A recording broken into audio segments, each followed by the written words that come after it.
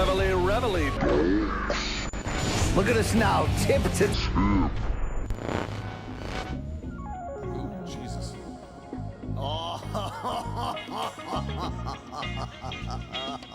Start for Morning Kombat. Do you want a margarita? Yes! My God! Come to us, doing what we love. It's time to bang.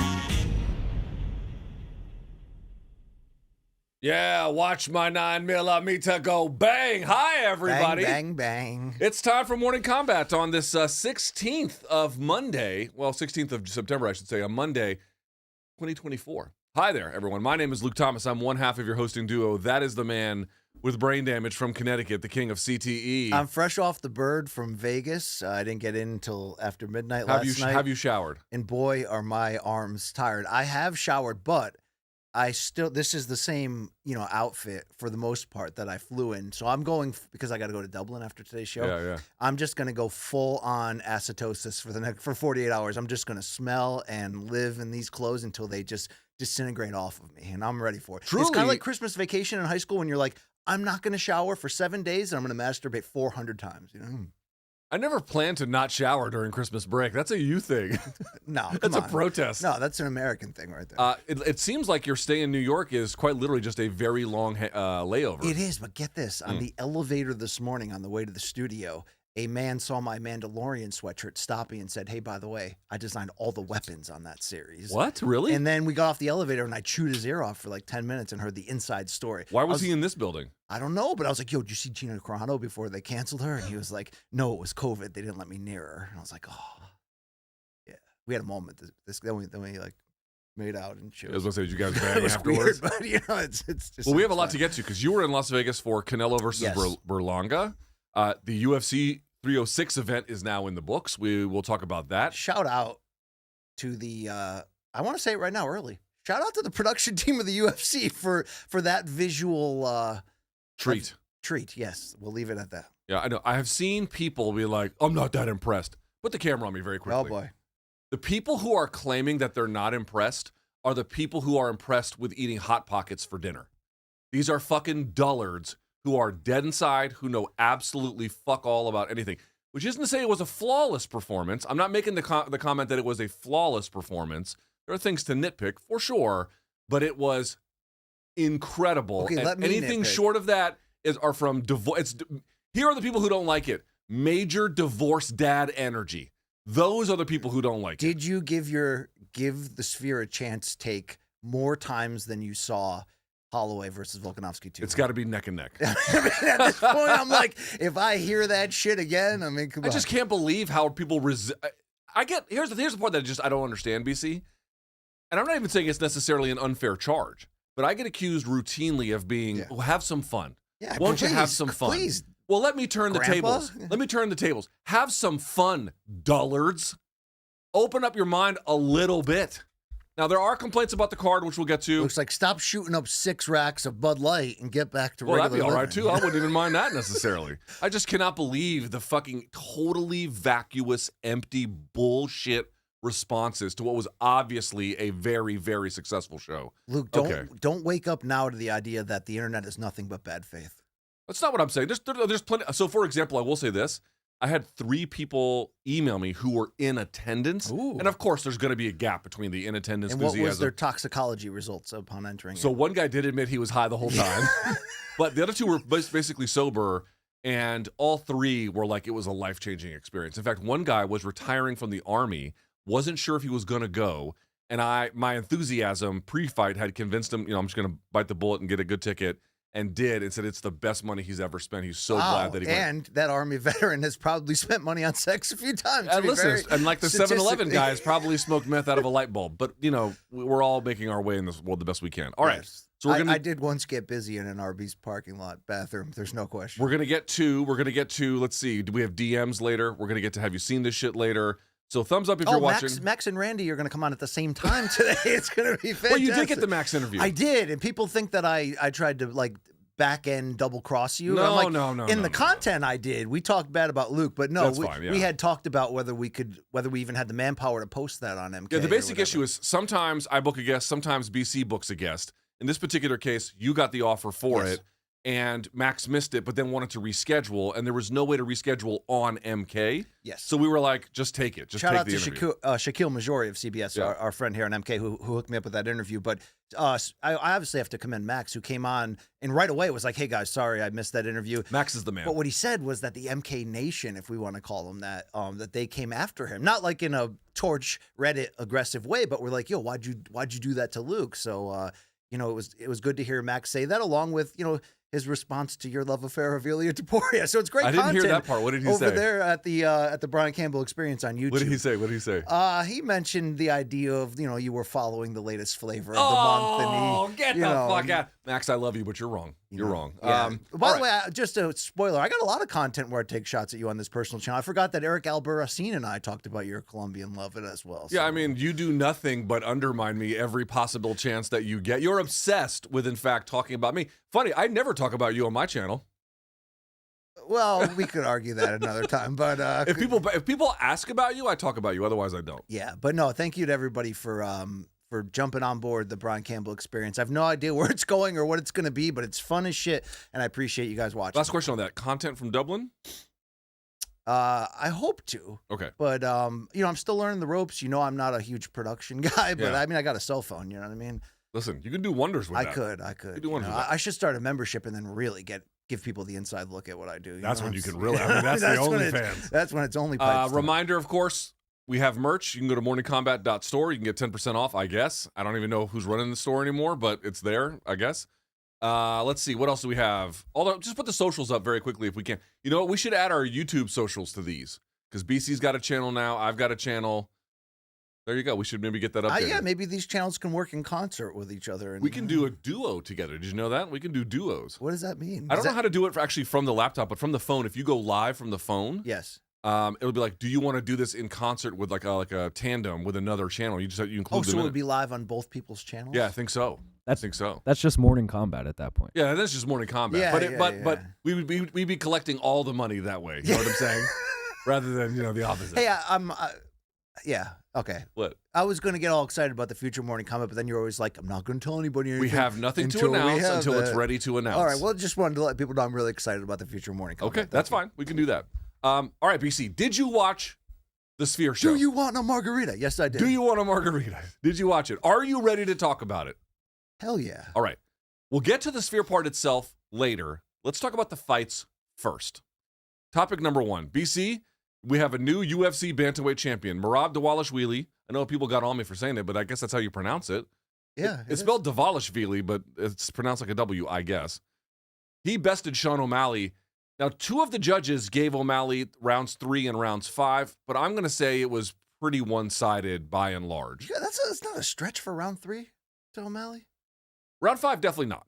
No, round 5 he figured it won out. that one. He figured him out by round 5. Round 3 is close. I can see it. I don't think it's the best scorecard, but it's doable. But let me get the question out, BC. There's so much to talk about Merab and Sean's future, which we'll get to. But the first thing I want to kind of get to frame this conversation is that UFC President Dana White said that O'Malley looked flat tonight. Just came out and looked flat. Do you agree? And if so, why? I think in this case, the answer is going to be not just one thing, but a little bit of everything. So in general, to answer the question, do I think O'Malley came out flat? I do, but I don't by any means lean on that as the reason or even the majority of the reason why he lost this fight. This was Merab's coming out party, in my opinion. For all the upgrades he had made to his striking in the Henry Cejudo fight, a fight he needed to win and really show us that he can handle a super elite former champion in the full aspect of his game, and he did that. That only set the stage for what I saw, because I know people can frame this in a lazy way and say, oh, we had Bilal, now we got another, nut-hugging, non-finishing, grappling champion. But if you frame it like that, you're completely missing the brilliance of not just the human interest story of Merab winning, which turned out to be this awesome, inspirational, awesome moment afterwards, but how he actually won this. Was O'Malley kind of flat? Yes. I ultimately give him credit, even though he started very late, for figuring out how to find some offense in round 5, but it proved to be too late. But Luke, I rewatched round 1 again this morning, And what Dvalishvili brought to the table, striking-wise, did more to frustrate O'Malley and really, I think, surprise him by Merab's ability to counter so accurately that I think he won the fight in that opening round. I think he came out and was bouncing, and really O'Malley couldn't find a flow, a lane to sit down and get off his offense. Anytime he would let it go, Merab would be 2 steps behind. But then Merab would jump right back in and use good angles and show us this explosive side to his striking, which was just enough to keep touching O'Malley. And once he established that, then it opened up room to build the threat of the takedown. And then once he had put him down a couple times and O'Malley knew that what that could do to his gas tank, suddenly he's using the threat of the takedown to set up his striking and his striking to set up the takedown. And he had O'Malley completely bamboozled. I think it was a really bad night for O'Malley's corner and coach Tim Welch. I think you heard that in some of the things he said. Maybe it's just him being casual when they're obviously down and being like, oh, good round to try to pump up his ego. But I didn't see any key instruction or even a panic of like, you got 1 round left, go out there and win back your title. There was none of that, even though O'Malley, to his credit, did rally. But yeah, for as flat as O'Malley kind of looked, I think a big part of him getting that flat was this isn't just a cardio machine. This is an intelligent, tough as shit, well-rounded champion who really proved to be, as I said last week, the style-wise, the last boss in the video game of Sean O'Malley's bantamweight reign. This had the potential, because of Merab's A-game, to expose all of the parts of O'Malley's game that really actually aren't super elite, but he's been able to overcome that because of how great his poise and his stamina and his, and his striking is. But once he got tested in those vulnerable areas with a guy who can absolutely exploit that, we saw what happened. And what we saw was the birth of an absolute, critically, pound for pound wise, a star, dude. That was a star-making performance. Well, I largely agree with almost everything you said. A bit of a pop quiz on this, BC.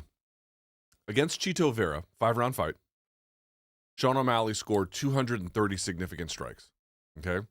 So 230 over 5 rounds. Give me a ballpark estimate about what you think he scored in this one. 5 rounds as well. 86? 86. So it was 230 against Chito Vera. It was 47. 47. But look, answer the spin question back to you. If Merab doesn't establish the entire game in that first round, including the threat of the takedown, he's not able to break him down mentally like he did. O'Malley could not kick at all because of the threat of turning that into an instant takedown. So this is what I mean when I say I largely agree with you. I fully disagree with UFC President Dana White that O'Malley looked flat, other than to say he didn't look flat. He got flattened. Big, big, big difference. And I want to be fair about something too. Sean O'Malley, I did a whole tape study on this. He does not have bad takedown defense. I know Henry Cejudo was saying during the fight week, he's having trouble getting off the bottom. Guys, Merab does this to basically everyone. The one exception to this rule has been Jose Aldo, who did stuff all the takedowns, but still lost because he was basically offensively nullified. He couldn't get quite literally anything going. And he's using so much of his stamina to fight off those takedowns. And it was a 3-round contest, I think, at altitude. It was a whole mess. But the point being is basically, Merab does this to every single person he fights. Sean O'Malley wasn't flat. He got flattened. The 47 significant strikes that he was able to land is indicative of how much that fight was put on Merab's terms. The good fighters of this world, the great fighters of this world, they make you fight on their terms. And I want to point out something too. Understand, against Marlon Moraes, you saw Merab get cracked. Even against Henry Cejudo, he got cracked. In this fight, until the 5th round with that shot up the middle of the teep, which was almost like one of Sean O'Malley's most important strikes. It's almost like his jab, really. Up until that, you didn't see him take any physical punishment on the feet whatsoever. And I attribute that to many things. We already know he has great cardio. Yeah. We already know with that single leg entry, he's very good about finding it without taking any punishment. There's not a high friction attack. But more to the point, I honestly believe he has gotten better about timing, movement on the outside, feints, setting it all up, making people much more aware that they need to expect something coming, creating dual threats and being unprepared for the moment. Merab simply flattened this guy, basically, not entirely, but basically from the beginning of this fight until the end. And you can have criticisms of the performance like okay, he's a dynamic attacker, but he's not a dynamic finisher. Fair, that's fine. Or I don't particularly enjoy his style after 3 rounds. Yeah. These are criticisms that people are allowed to make. But what you can't say is something like, well, there was something wrong with Sean O'Malley. He couldn't rise to the occasion. I do agree that the corner advice from Tim Welch seemed more motivational speaking than tactically charged. And I'll pitch you back. Well, I don't want it back. I just want to pitch it to you and say, if I found out after the fact that O'Malley had a somewhat significant injury and he just didn't want to say it, then I think it would make some of the Tim Welch speaking back and forth to O'Malley more understandable. I was just going to say, especially that 5th round one where it's like, we're almost done, I think is what he told him, right? It could be the case where he had an injury, and in defense of Tim Welch, we don't know their cornering style, and we don't know the various relationships they're in. He also had Augusto Tanquino in his corner, who was a great grappler and was like his grappling coach. Obviously, that guy's going to have to give more tactical advice against a guy like Merab. So there's relationships there and ways in which they work that kind of explain this. But Merab has truly, he took a skill set, a raw one, with his work rate that was able to beat a lot of guys. But I want to point out something beyond this, BC. His entries into the takedown are now safer. His finishing off the single leg, he has so many different kinds of finishes. Treetop, outside trips, osotogaris. He's got high crotch finishes, head inside singles, any number of different finishes. And now, once he gets you up against the fence and you try to build height, how about that front headlock? Yes. The front headlock. Dude, And the Sean trips, O'Malley kept going from frying pan to fire, and this is all due to the talent of Merab. You got to give him that credit. And I think he made a leap in that Cejudo fight, and he took it to another level here. And the most important part was not being reckless, not opening himself up to strikes. Think of how brilliant the well-rounded performance of round 1 was. He not only set that the threat of the takedown was real, but he was accurate enough of the striking where really he had O'Malley bamboozled. That's why he wasn't throwing. He had him not confident in any direction. Luke, if you can I didn't think he's going to be able to take away O'Malley's kicking game like that, like instantly like that. It's a whole other game. When he can do that to you, the chances of him being able to play his A game and go downhill against you are going to be so much higher. You are really going to have to hurt him early on, because he did have a stamina dump in that 5th round, which led to O'Malley having some offensive moments. But he didn't fall apart. He held it together. If he can do that for 25 minutes, you're in trouble. You're in trouble unless you can demonstratively shut down, an avenue for him. O'Malley had nothing in that regard. And then when he's unable to get his offense together, do you look at the 5th round as Merab just kind of getting a little bit tired, or do you think there was an adjustment from O'Malley there that maybe should have been earlier? That stab up the middle that he hit him with, where you could see him visibly go like this, right? That's actually Sean O'Malley's #1 strike. He does it to everyone. He sets up things that way, establishes distance that way. He purposely wasn't using it early in the fight because I think he was scared of getting it grabbed and then taken down. May have been a mistake. That may have been a tactical error because it looked like he could throw it without too much issue. Now, again, it was 5th round versus 1st. Who knows what would have happened in a different setting. But that thing gave Merab real problems. I think he just discovered it almost by accident, and it just worked, and he drilled down on it. And then think about it. So the takedown threat takes away the calf kick, so there's no slowing Merab down, but also O'Malley is used to, he's a very good boxer in an MMA space. He's used to building off that jab and getting not only control of the range, but you get confident when you start landing that. You can do so much more offense off of a jab. It's why it's in striking so much the foundation and importance. That was completely taken away. And it took O'Malley really to the 5th round to figure out a lane of some type of offense that would land consistently. Did not see this coming. When you looked at the IQs of each fighter coming in and the way you could predict that they were going to adapt, I didn't think O'Malley was going to have this level of trouble. Yes, so I agree think with that. most of that is due to Merab getting to another level in his game. But I do think you'll look back on O'Malley's career and be like, this was a low moment because he just didn't.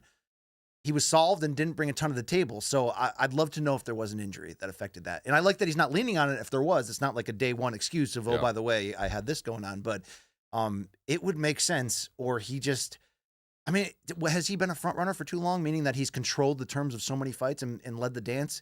No, he's also been in close fights like Jan. The Jan fight he's had to make adjustments. That was a blood and guts fight. Yeah. You can say Jan won, but it was not. That was a tough scrap all the way through, and he kind of came on strong in the 3rd anyway after having a bit of a rough start. Let me add a couple of dimensions to this, if I may, in looking at Merab's game.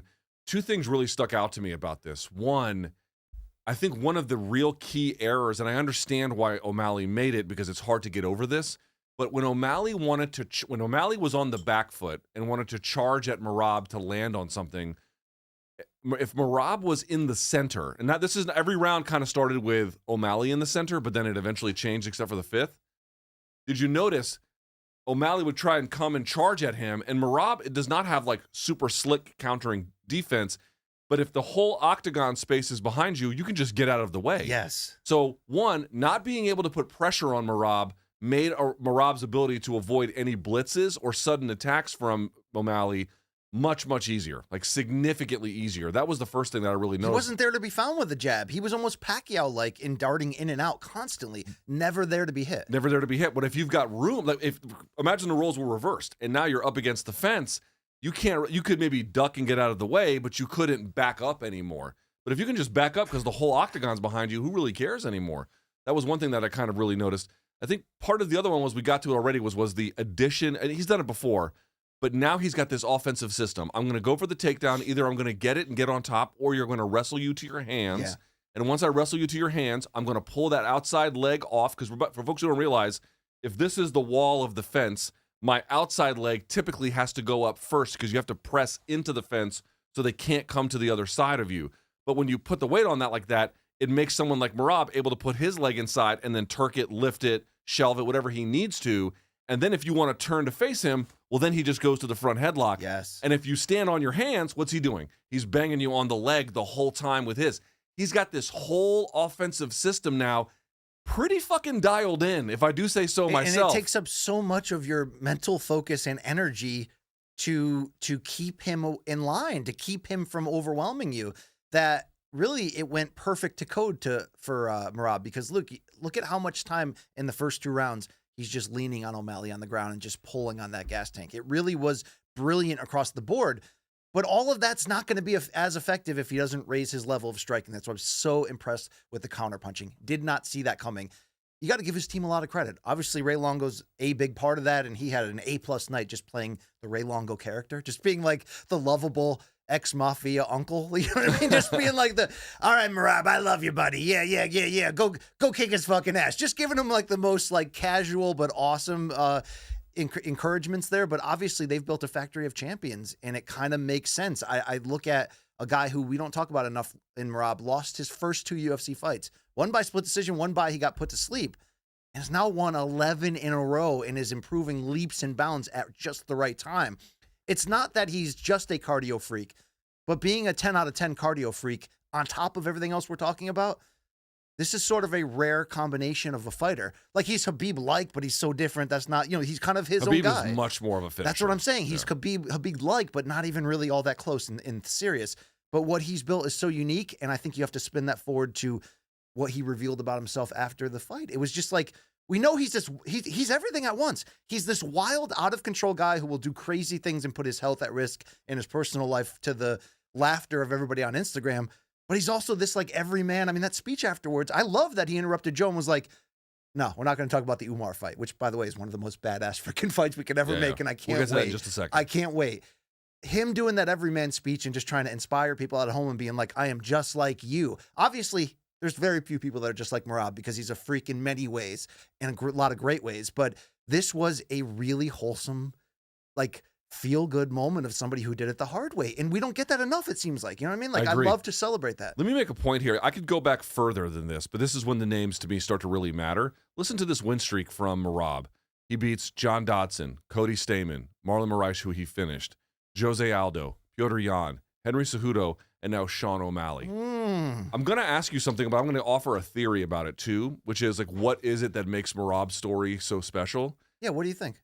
My best guess is he feels to me like the absolute physical and honestly like personal embodiment of working class ethic. Yeah. He is like, if you could just build, like, show me what a blue collar guy looks like personified. So would you, it looks like Merab. If Showtime went out of business, would he DoorDash? That's really what I'm trying to ask. If he had to, And if he did, he'd be the goddamn best DoorDasher Damn that right. ever lived. Damn You know what I right. mean? Like that kind of a thing to me. Does he have those special kind of Shavkat Rakhmonov truly dangerous finishing skills? No, he does not. I mean, this is a long run of decisions, granted against really tough guys, but it's a lot of decisions. He doesn't have that extra gear in him, or skill-wise, it's not really there. But what he does have is max effort at all times against a murderer's row of people that no favored son situation here. No, we're going to put you at the front of the line. This is, you can get to the front of the line if you just outwork everyone. Yeah. And he was like, bet, I'll do that. And in the 5th round, his chin got tested. And we know he's got great recuperative skills mixed with that cardio, but his chin legit got tested a few times. Wasn't there a high kick in there too? I mean, he was getting pieced up in round 5. What's your best theory about, do you agree with that? Like, this is why his story Yes. has resonated?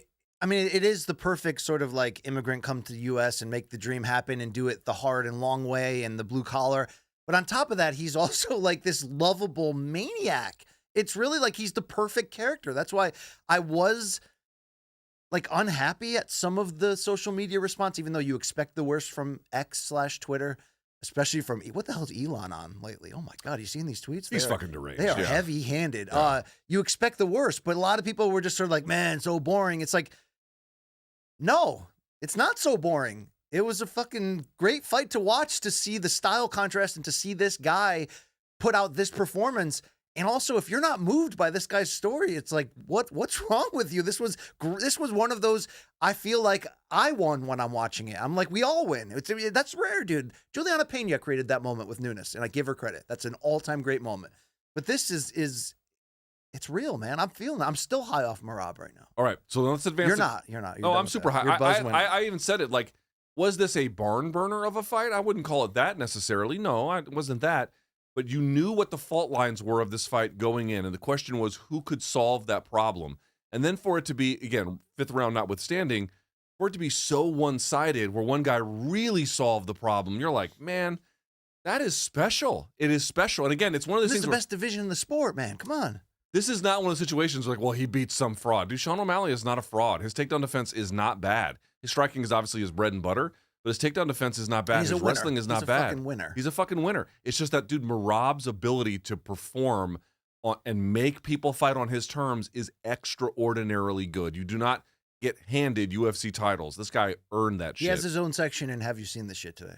Excellent. So the question I now have for you is very simple. At the post-fight presser, not so much speaking to Rogan in the cage afterwards, but at the post-fight presser, Merab said, you know who actually deserves the next title shot? Deiveson Figueiredo. Now, the camera, when he did speak to Rogan, put it on Umar Nurmagomedov. BC, settle this for us. Should it be Deiveson Figueiredo? Should it be Umar Nurmagomedov next? I think it should be actually Figueiredo. And I'm saying that I mean, not a from bad the- fight either way, by the from way. the standpoint of saying, I think Umar versus Merab is like a hardcore fan's boner. I mean, this is an absolute perfect wet dream of a fight. It's so compelling. I can't wait to see it. But could you argue that Umar has kind of been allowed to just, leap ahead of the pack? What was he, ranked 15 before that last victory, the breakthrough victory? If he had to go one more, I don't think that's the end of the world, because Figueiredo's not getting any younger. And I think his success at Bantamweight, now 3-0, it's not being talked about enough. He's like 36, 37 years old. On top of that, moving up to the sport's deepest and most dangerous division, and yet has found a way, despite being clearly undersized, to be very legit here. Yeah, I'd be absolutely down with that fight. It would give you time to build up Merab versus Umar even more, to go beyond just a hipster hardcore favorite. And because look, Umar, okay, here's a good question, Luke. Marketing wise, will Umar if Umar proves to be legit pound for pound top 10 and going to be there for a while, and he very much looks like so far, will he get the rub that Islam got from Khabib? Because Islam's like a legit top 5 star in this game. I think all those Dagestani guys with the Muslim backgrounds, I think, especially with the Nurmagomedov name, is Umar as compelling a person as Khabib was? Khabib was fucking hilarious. Yeah. Like, we don't ever talk about that. Khabib's really funny. Umar doesn't seem to have that similar kind of personality from what we can tell. But I think if your last name is Nurmagomedov and you win like that guy wins and you have this Muslim background, they can take you to the UAE. You're going to fucking sell. Like, you're going to be a major attraction in key markets for them. No question So you about wouldn't be it. mad if Umar had to go one more? He probably should have to go one more, right? I wouldn't be. Listen, here's the reality. Either way, Merab versus Umar, Merab versus Figueiredo, both of those fights are great. Both of them. And if it ends up being, in the end, if Umar wins one and Figueiredo wins one, and then it has to be Umar versus Figueiredo, that is also a incredibly tremendous fight. But just to clarify, Figueiredo's 36, will be 37 in December, so he's not far from that. Either one of those... This is bantamweight, and you look at the age he's at bantamweight. I know. Either one of those is compelling. And you talk about the 3-fight win streak. It's Rob Font, who he decisioned. He submitted Cody Garbrandt, and then he kind of beat up Marlon Vera. It is true to me that the body of work at 135 at this point is better for Figueiredo, at least the last 3 certainly. However, none of those wins are as good as the one win over Corey Sandhagen. Right. The Sandhagen win is better than all of those. And then when you throw in the reality that the guy's last name is Nurmagomedov, and also I'm going to say this too, like, it's not like Figueiredo's not well-rounded. His power has carried up a weight class. His jiu-jitsu speaks for itself. Again, he could beat Merab. I believe that. His speed and punching placement is so underrated. It's very underrated. However, I think Umar's the guy. Okay, I think who would you... Instead of Omar's coming from the wire, Yeah. Umar's coming, buddy. Errol Spence, did you see that? He put it on Yeah. Instagram. He said 154 and 160. Yeah. Oh, wow. Who do you think Umar should have to fight if we went Figueiredo for the next title shot? All right, so assuming that we're going to just say give it to the Brazilian, here's probably the best opportunity. You could give it to Jan. Jan versus Nurmagomedov. Oh, dude, that is a perfect fight to make Umar show us a little bit deeper that he belongs and deserves it. Yeah. I mean, because we still need to see a little bit more oomph offensively out of Umar. We've seen the full, complete game. Yeah, he tried to basically, if you think of Sandhagen as a bomb, he tried to lightly diffuse the bomb. Yes. But there wasn't like some great demonstration of offensive skill in that way. Jan will make you fight. He will.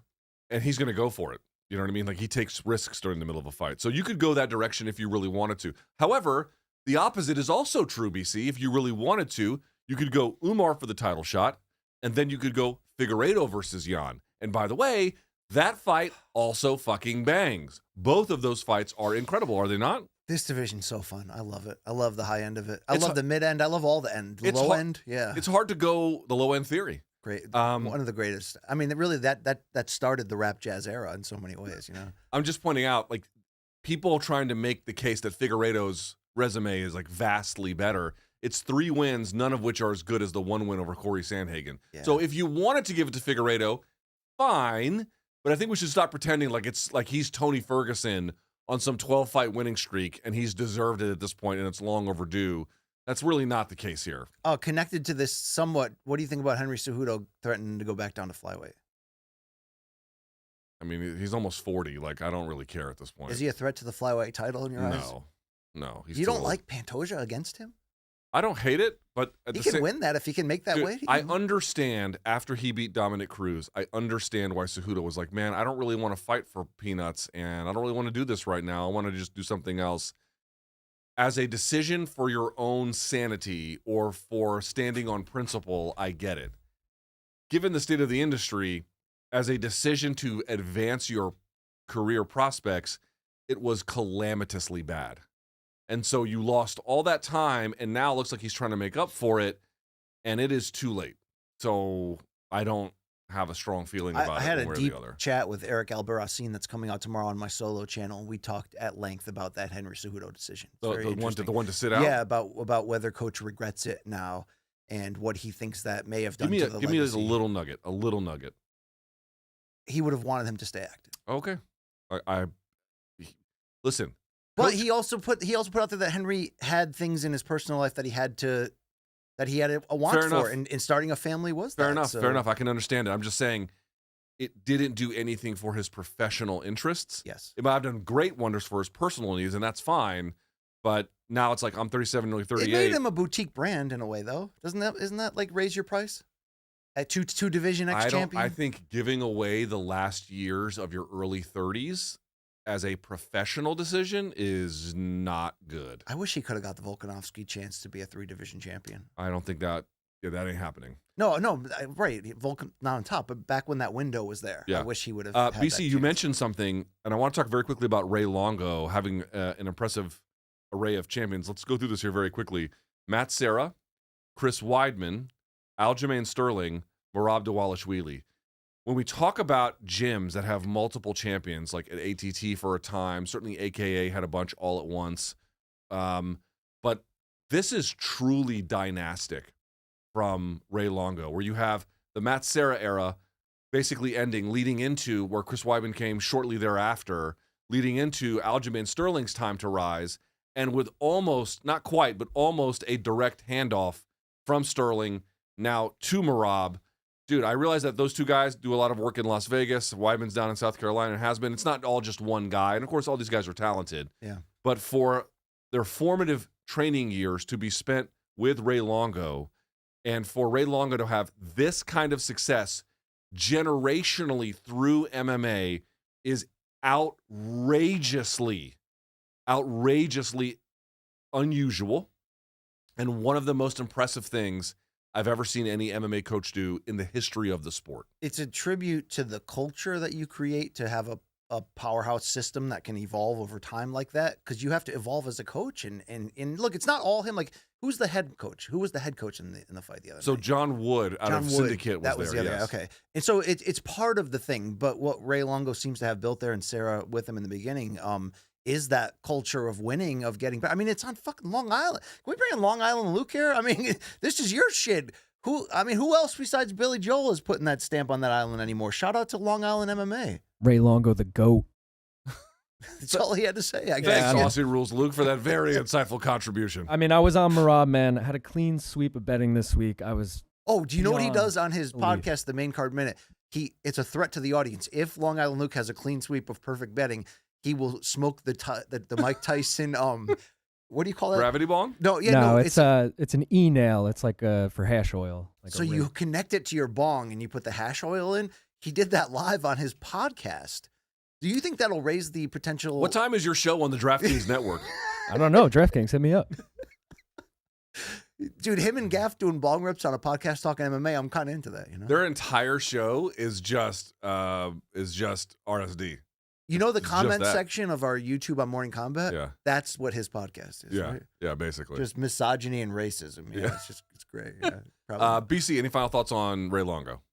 I love the man. Can we get him back on the show ASAP, please? Can we get him in the studio for about an hour and a half? Would you like to do that one day here? We can do it again, I'm Okay. sure. All right, let's go to question number 2, our co-main event of the evening. Valentina Shevchenko, what can you say? Again, just kind of ran over Alex Grasso, winning an easy unanimous decision, getting every single round on every single judge's scorecard. BC, are you surprised in their third meeting that it was as one-sided as it ended up being? Yes, shocked, because this goes against the grain of what typically happens in these situations. It's like, for as close as Shevchenko came in that second fight, which was a draw and was a very kind of like technical classic and great adjustments from both throughout, but she came really close. And now we were asking her to go to a third meeting, but sit out a year because you're filming The Ultimate Fighter and you're setting this up for the next Noche. And oh, by the way, you'll have turned 36. Is that what she is? 36. No, she's 36 now. She'll be 37 in April. So you'll be deep into 36 when the fight happens. We don't talk up enough what Davison Figueiredo did coming back after he got finished by Moreno to win back the title at 34 at Bantamweight. This is 36 and a half here at women's flyweight, where this division is as deep as ever. And this is one of the most decorated champions, one of the all-time greats. But this doesn't happen like this. Her to go against the grain and not just win this fight, but to go 50-45, deservedly on all three scorecards, a clean sheet. So I don't want to hear anybody about, oh, this was boring, it was too much wrestling, or the combination of this and Merab ruined the Sphere event and proved it was a financial debate.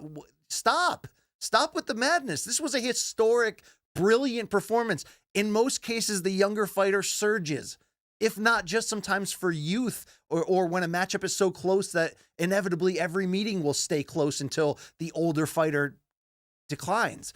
Luke, there was no declining on Saturday because she figured it out as what the great veterans do, to be as efficient as possible. She also, Luke, improved on her striking, meaning Valentina. Her counter hooks, her boxing counter hooks, completely bamboozled Grasso. Almost the same thing we're talking about O'Malley in the first two rounds, and really round one, particularly on the feet. Giving you the feeling like there's nothing she can do. Dude, Grasso on the feet was completely out of her element in this one. And then that led to the success that Valentina had on the ground and on top. And while I certainly give credit to the moxie of Grasso to put herself in positions where she was close to a submission or at least had a big threat of one. Although if you listen to Rogan, every time they touch, Valentina's in trouble and in danger. What was up with that? That was one of his, I usually one of these, that was all-time bad calls from him. That was one of the worst Rogan performances I've ever heard. Every time he's like, look, there's the choke, it's in. Oh, Valentina's in trouble. She's in, she's we in all full appreciate mount. we all appreciate how successful he's been and what he's done for MMA. He sounded mega washed on this broadcast. Maybe he took too many edibles because of the Sphere experience. I mean, we were there in the crowd. Let he who's without sin cast the first stone, but that was an all-time. Just to close the point, Luke, this wasn't supposed to happen, and she not only did it, she did it easy and efficient and brilliant, and raised parts of her game in the process. We don't deserve her. MMA doesn't deserve somebody this freaking great and dedicated, this level of a professional who afterwards said, I'm glad we didn't need trash talk to sell this fight. I'm glad it was about this. So I hope people respect this because that was real MMA on Saturday. Here is what is amazing to me about this fight, BC. It's the third. You could say, well, O'Malley got run over, and he did, but that was the first time he fought Merab. This was the third time that Alex Grasso has had to face this fighter in a row, by the way. Yes. In a row. And this was by far the worst she looked. And what really blew me away was, what was the big change from the first to the second fight? Shevchenko got rid of the spinning attacks because that was making her back vulnerable, and then really leaned into the wrestling in the second fight, right? We saw that there was a big physical difference between them, the strength. Sure. So that was what she did in the second fight. You had to know as her team, you had to know that they were going to go back to that in the third fight. Now, maybe this much, I don't know, but you had to know it was going to be absolutely critical to what they wanted to do. And her takedown defense got worse, and her ability to scramble off the bottom got worse. She declined in her ability. Shut out. Dude. When does that happen in a fight like at this deep into a rivalry unless the older fighter completely falls apart? It never happens. This is what is amazing to me. It was the third crack she had. She had 25 minutes in that third crack. There was a big gap in time between the second and third fight.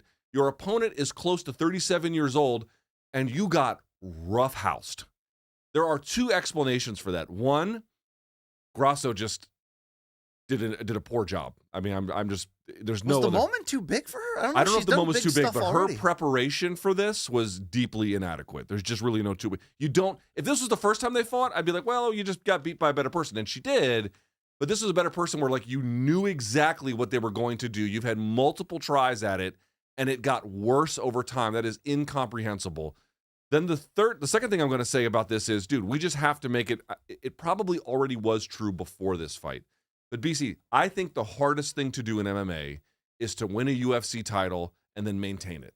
That is keeping a streak alive. Like I've saw people being like, oh, O'Malley lost it after one defense. That's actually more common for UFC champions than the opposite. It's actually rare to get a streak going. But to me, the second hardest thing to do is to lose your title, time elapses, and then you get it back later. That's what the great ones do. That's it. Valentina Shevchenko is at worst, the third best women's fighter of all time. That's the worst place she could occupy. I think it probably goes to Amanda Nunes. I do think that Cyborg probably occupies the second space because when she was in Strikeforce, she defended her title 4 times, in Invicta 3 times, UFC 2 times, and in Bellator 5 times. Wow. It's a level of dominance that is simply absurd. Right. However, for Shevchenko to do what she has done at women's 125, all while young contenders are emerging the entire time, to wrestle it back quite literally and to get better firmly. She's firmly puts her top 3 all time. She's knocking on whatever door she wants to because so here's the idea, Luke. Is there time for her to go beyond knocking on top 3 all time? Is there time for her to make a run? I feel like it's been unfortunate that she didn't get the third Nunes fight because you can strongly argue that she should have been the Bantamweight champion that night. But Luke, what we saw right now and what she still has, which is a lot, you're going to be tasked with this question, I believe.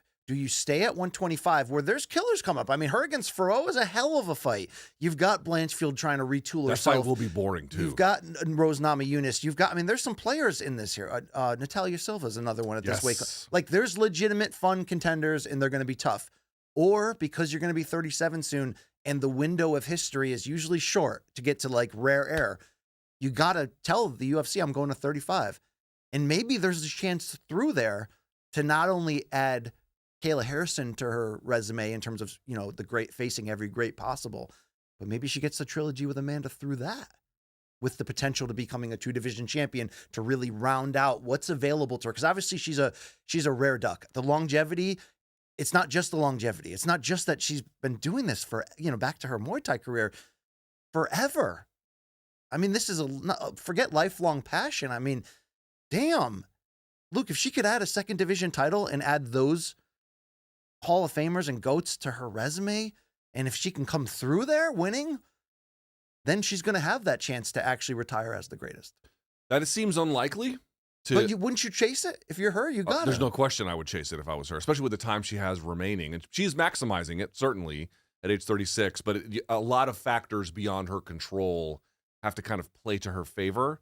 Hard to know exactly how likely all that is. But wouldn't you love to see her against Kayla, for example? Just a style contrast? Just Absolutely. See what that looks I mean, like? Kayla's so big and strong. I think she would be one of the few fighters who would have a real physical advantage. Sure.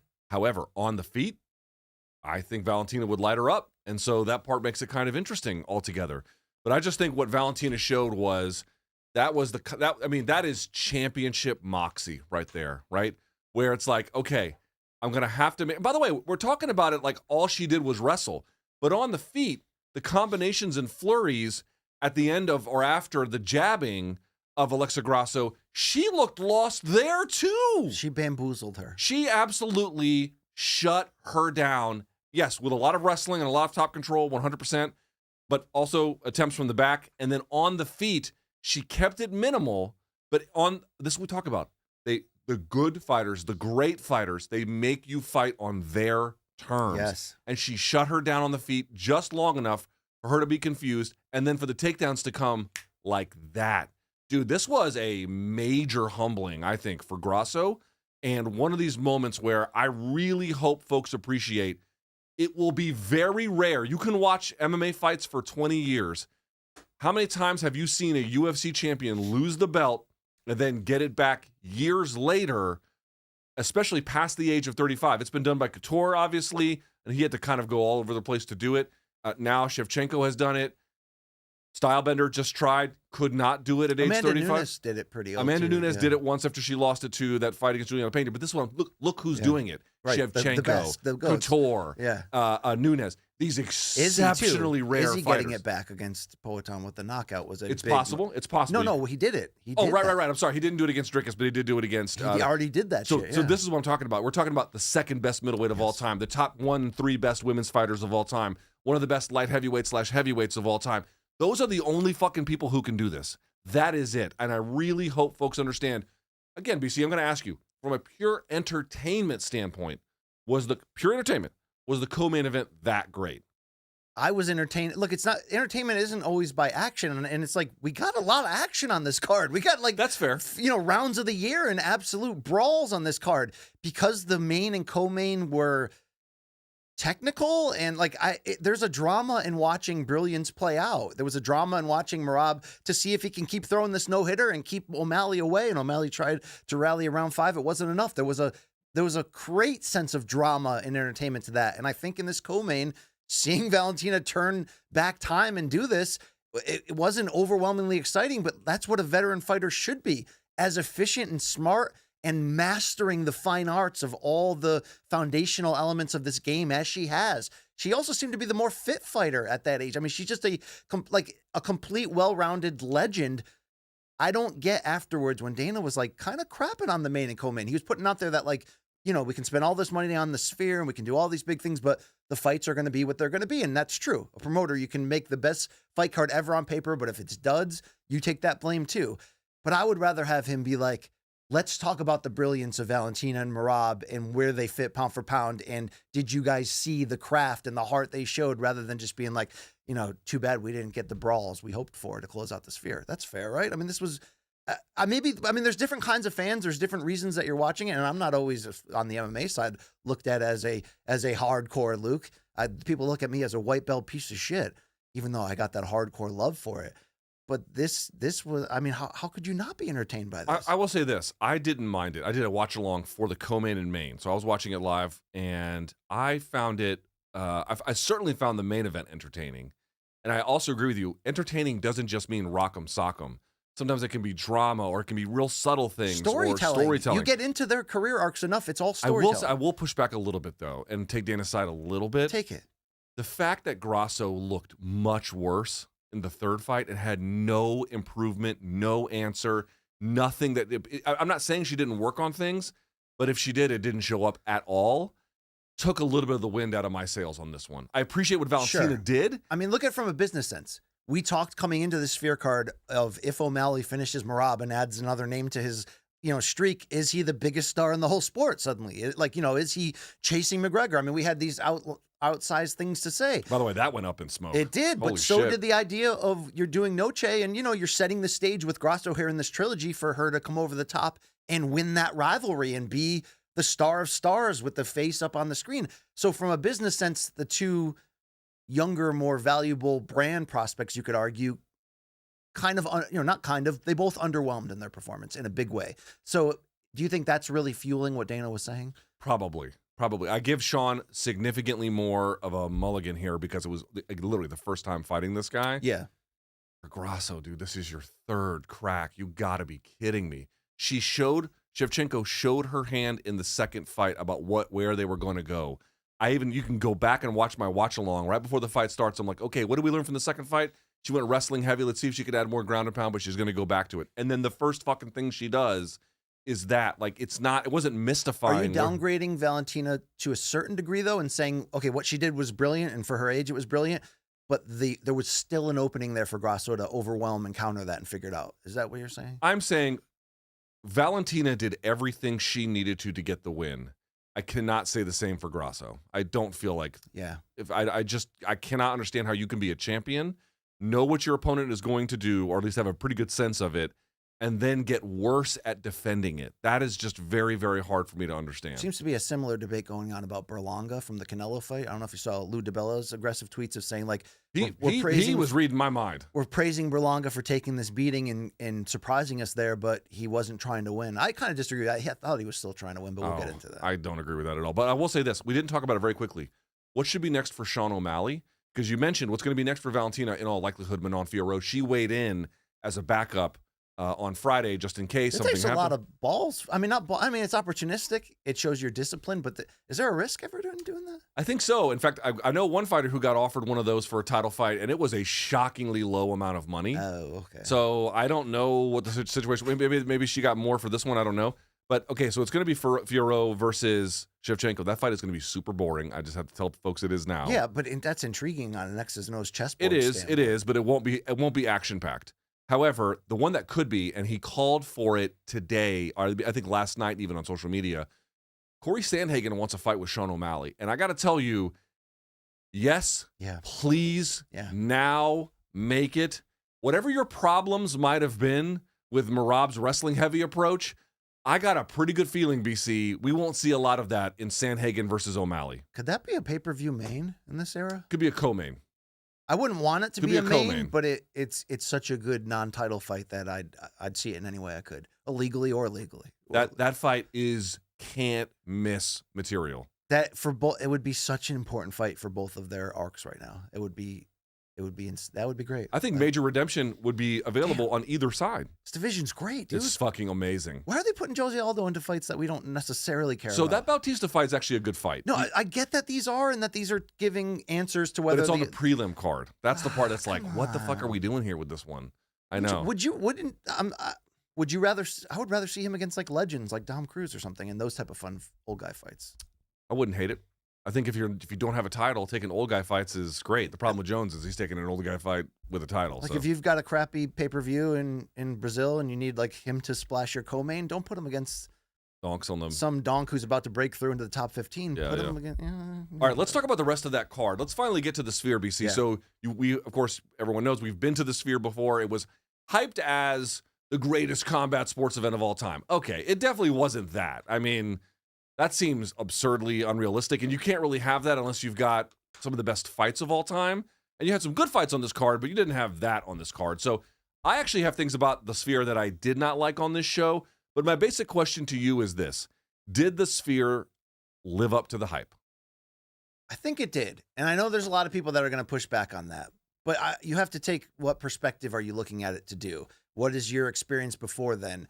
If you've never been to the Sphere and you don't really know what to expect, and then you're trying to see on TV if you can somehow experience the same experience that everyone inside the Sphere is experiencing, inevitably that's going to fail. Yet, I've got to give the UFC nothing but credit here for being this ambitious, for delivering a truly unique night that we're never going to forget. I mean, we're pushing them to do this type of stuff. We want stadiums and big things. I want them to go to Yankee Stadium. I want them to do stuff like that. You know what I mean? I've always want any promoter in boxing or MMA to do fun, kind of crazy stuff like that. Stuff you wouldn't imagine. This was the ultimate example of that. If the argument is, was it worth the $23 million? I think that's a separate argument. If the argument was, could we have taken this money and put it into better main events or co-mains here and there? That's also a separate argument. How about Spanish-speaking hologram Dana White? But if the argument was, I want the UFC to do something truly unique and groundbreaking and really, I mean, because you can have another conversation about what this does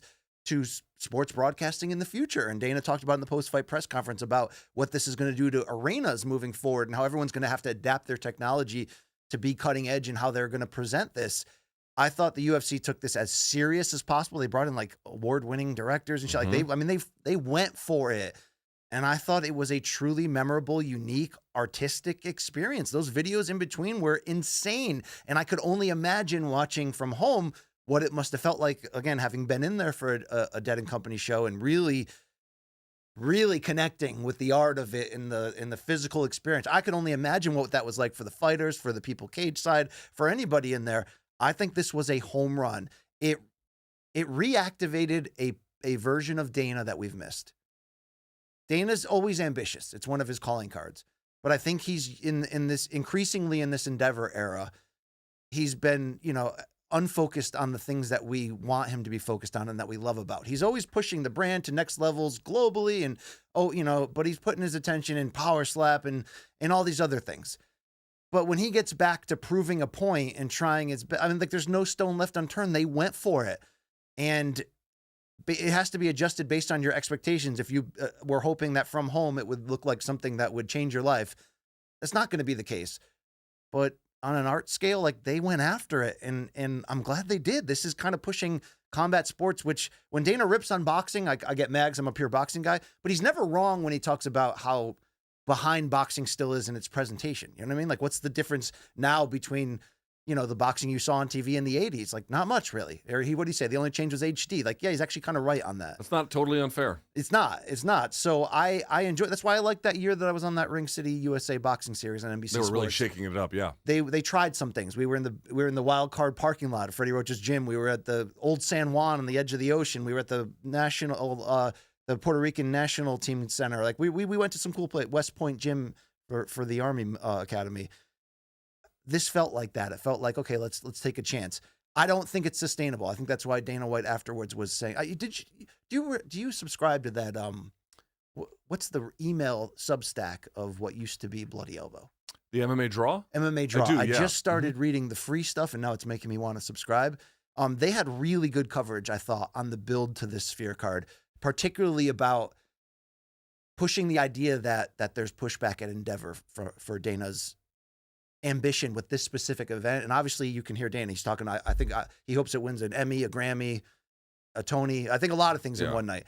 It seems to be a big landmark moment that he was trying for his own resume. But I think that they did a good job of potentially spelling out from a business sense what this all means.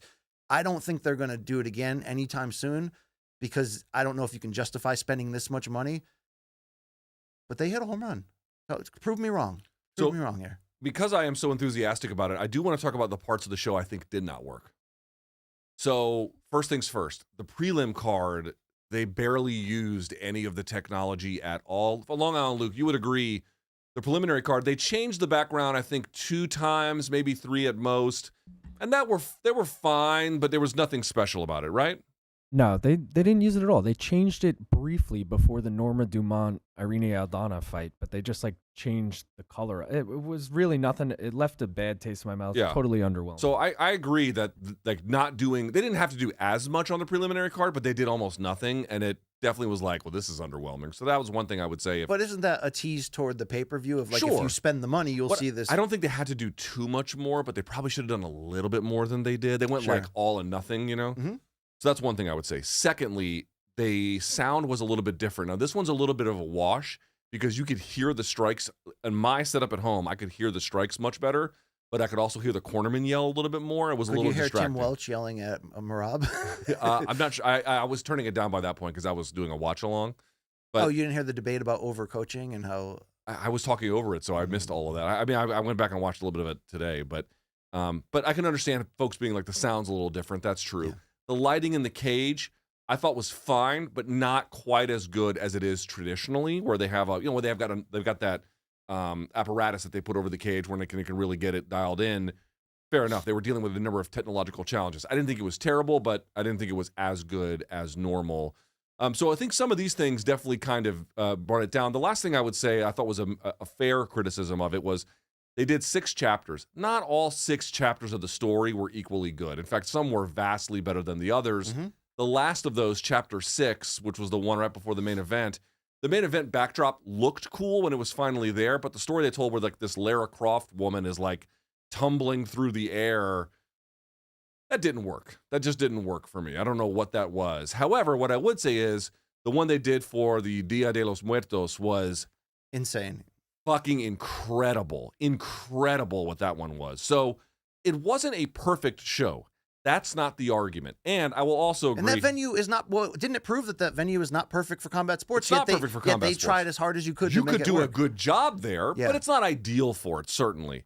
And again, the last thing I'd say is, was it the greatest combat sports event of all time? No, that's just a silly nonsense thing.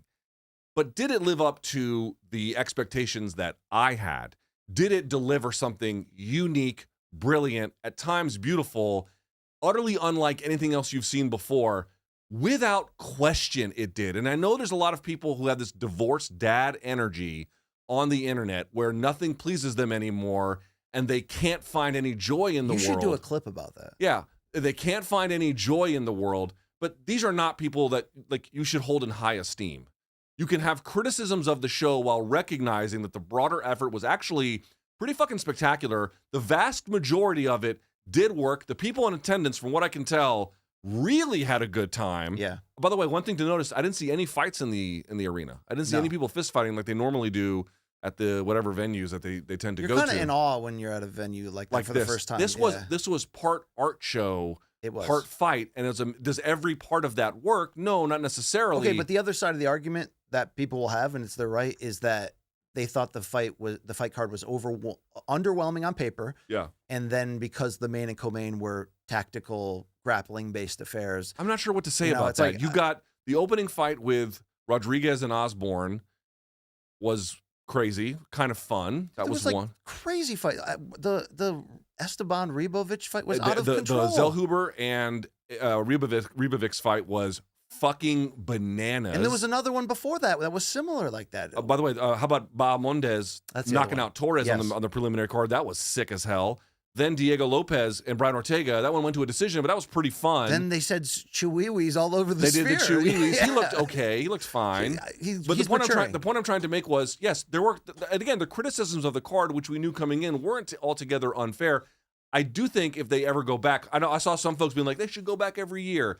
I don't know about that. I don't think it's worth it. I don't know if I agree with that either. I didn't Until necessarily. that space becomes more like they're so early. Like remember when laser discs came out and it was like, yeah, my dad got a laser disc player, but the movies are $100 each. It's like, yeah, that's not sustainable. It's not gonna sustainable. work. Yeah. But the point I wanted to make was they tried. Listen, if the UFC is not going to spend the money on the fighters, spend the money on us.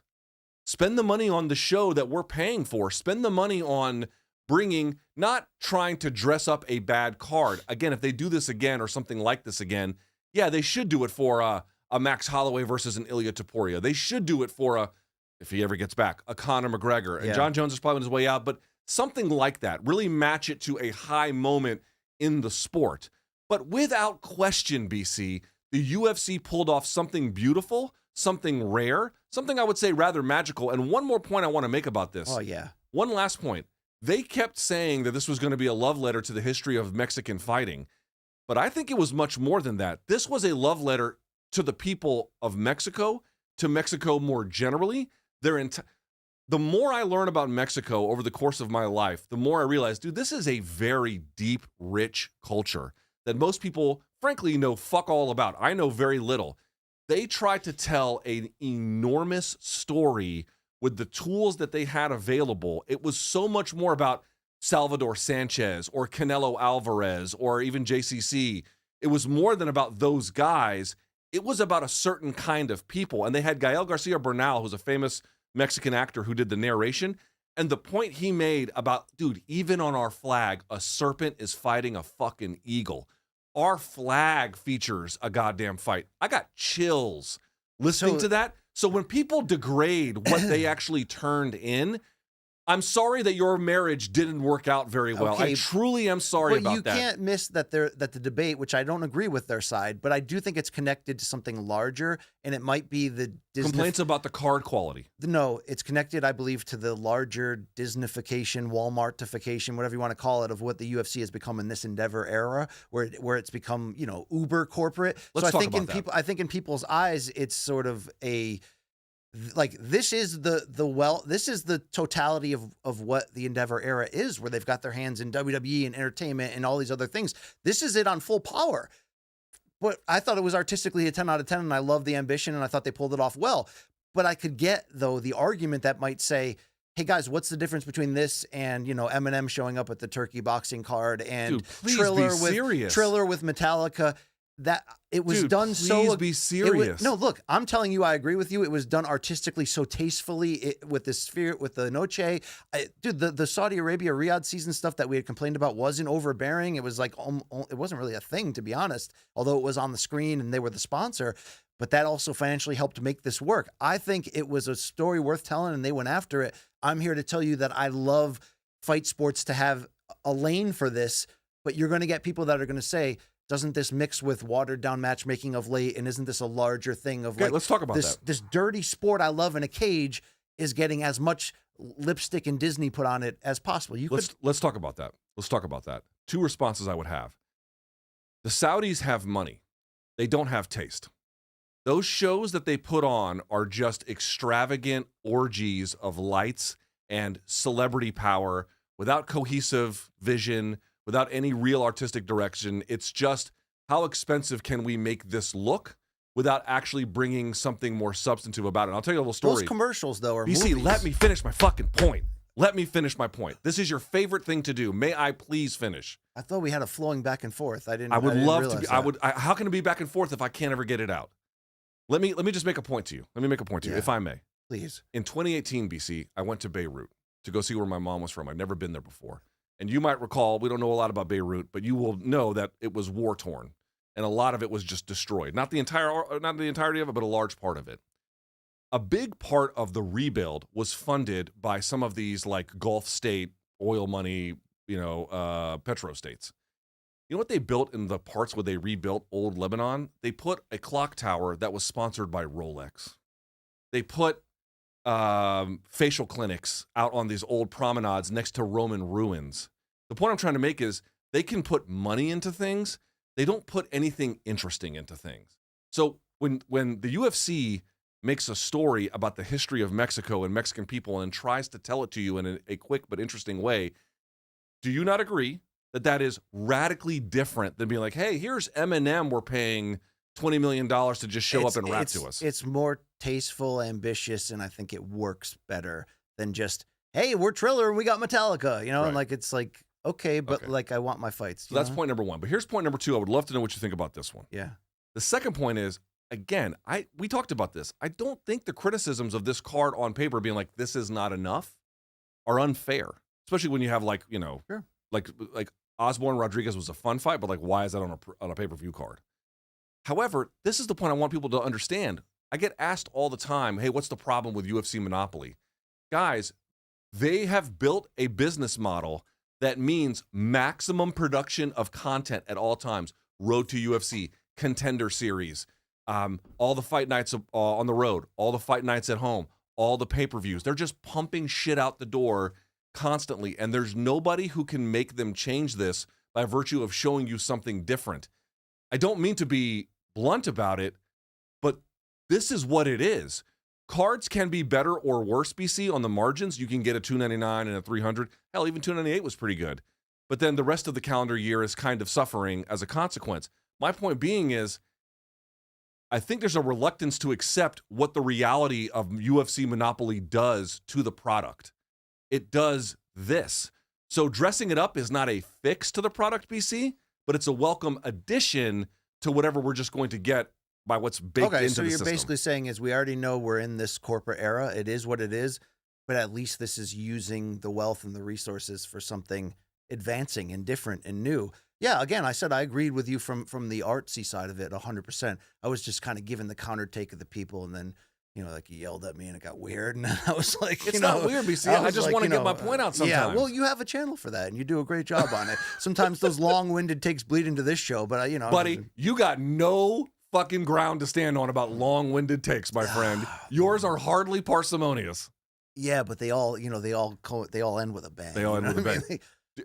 Are we missing any other argument about the Sphere? Long Island Luke, are we missing any other argument about the Sphere about people not liking it? No, I just want to say I was kind of one of those people who was underwhelmed. Well, I mean, look at you. Yeah, share the feeling. What are you feeling? Again, I think it was just a bad taste in my mouth from the prelims, because the first 5 fights. Prelims were not great. They did not do something special with that. But the main was cool. But again, I started getting more intoxicated as the fight went on. Pay less attention. I mean, the guy was smoking hash during watching this podcast. Maybe we dial back the sincerity of some of these criticisms. BC, elsewhere on the card, very quickly. Yeah. Diego Lopez. Is he a legit title contender at 145? He is. I thought it was aggressive when he ran up to Dana White and was like, give me the shot now. But at the same time, he went out there against the number 3 guy and absolutely brought it to Ortega. Unfortunately, it exposed where Ortega's at. We wondered if he could build a run off of that Yair win, which kind of, was another Ortega comeback special. And was this opening up a new light for him? He still can get in top shape and he still has the ambition, Luke, but he's just there to be hit. And you're not going to sustain against these killers like that. Lopez was aggressive as shit. He was trying to make a statement, it seemed, and I was here for it. Even with, him in that second round having to recover from the stamina dump of how fast that first round was. All in all, it was a thorough, mature, step-through performance. We got to take this guy super serious in this division. Like, he's showing that now. What's next for Brian Ortega? Hard to say, right? Older guy. Not completely old guy fights, but older guy fights. 155? There could be a reinvention there. But again, I want to see the commitment to the defense and the head movement. You know what I mean? Imagine what he looks like with that. I know it was induced mostly by the style matchup, but do you remember that fight he put on the Korean Zombie? Where he just looked like, and I know it's, when you have those speed advantages, it's easy to come out and style on a guy and suddenly look like you're, a crafty boxer. But when he commits to that, he can be super elite in a couple different areas. There's still that reckless side to his game that's just never, it's too late, Luke. I don't think you can teach the old dog new tricks. Dude, he's always fun to watch. It's shit, but he kept stepping in hard, and then Lopez would just plant and counter him coming in, and he did it over and over and over again. It's like, geez, man, he just wasn't learning from. You see, he had tried to almost attack the fan as he was walking out. That fan, dude, said some shit. Yeah, these guys heckling. First of all, the guy just lost a fight. Number 1, and by the way, who even knows what state he was in? He got his shit rocked a couple of times. And then you're being like that, or something to the effect of that's why Tracy's not with you. Dude, fuck that guy. Yeah, fuck that guy. That's tough.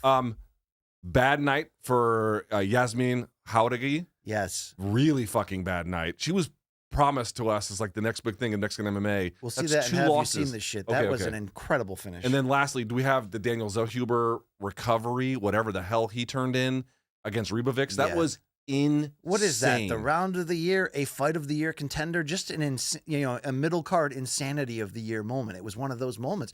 I think that was the prime part of the Sphere, Luke. It was before the artsy movies and stuff, but I feel like that was the heart or core of what people wanted in that building. That Mexican style war between those 2 young, hungry guys, and They got it, man. They got They it. certainly did. All right, let's turn our attention. We'll come back to some UFC a little bit later. Oh, real quick, did you hear John Jones was there? Did you hear in some interview they said with the Stipe fight? More than likely his last. More than likely his More last. than likely. Is that public negotiating or not? I hope it is, but man, he keeps doubling down on that shit. I'm just telling you now, if it really is going to be the case that the Stipe fight is the last one, I'm looking forward to it. We're just moving on from it. Okay. Like, let's just fucking be done with this shit. What a Yeah. waste of everyone's time. All right, BC, you were there.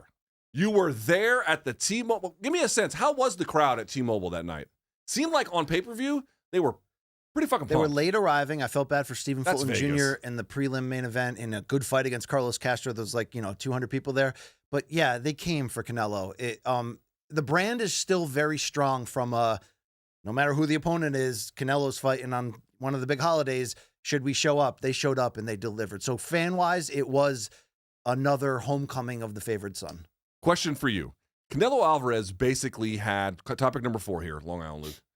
Canelo Alvarez basically had very little trouble with Edgar Berlanga. In fact, I scored it 120-107. I thought he won every single round.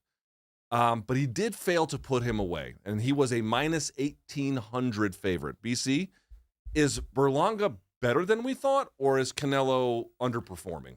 I hate to say it, but I think it's both, okay? The big debate, Lou DiBella had a big part in it, and I always love Lou DiBella's takes, even if I disagree with them, of we are aggressively saying, well, hey, I mean, it was the lead to my story. My recap on CBS Sports was about, Canelo dominated, but it seemed like Edgar Berlanga at the very least won his respect and proved to some degree that he belongs here. But yet he did get absolutely dominated. Maybe our expectations were so low. Canelo was a 20-1 betting favorite.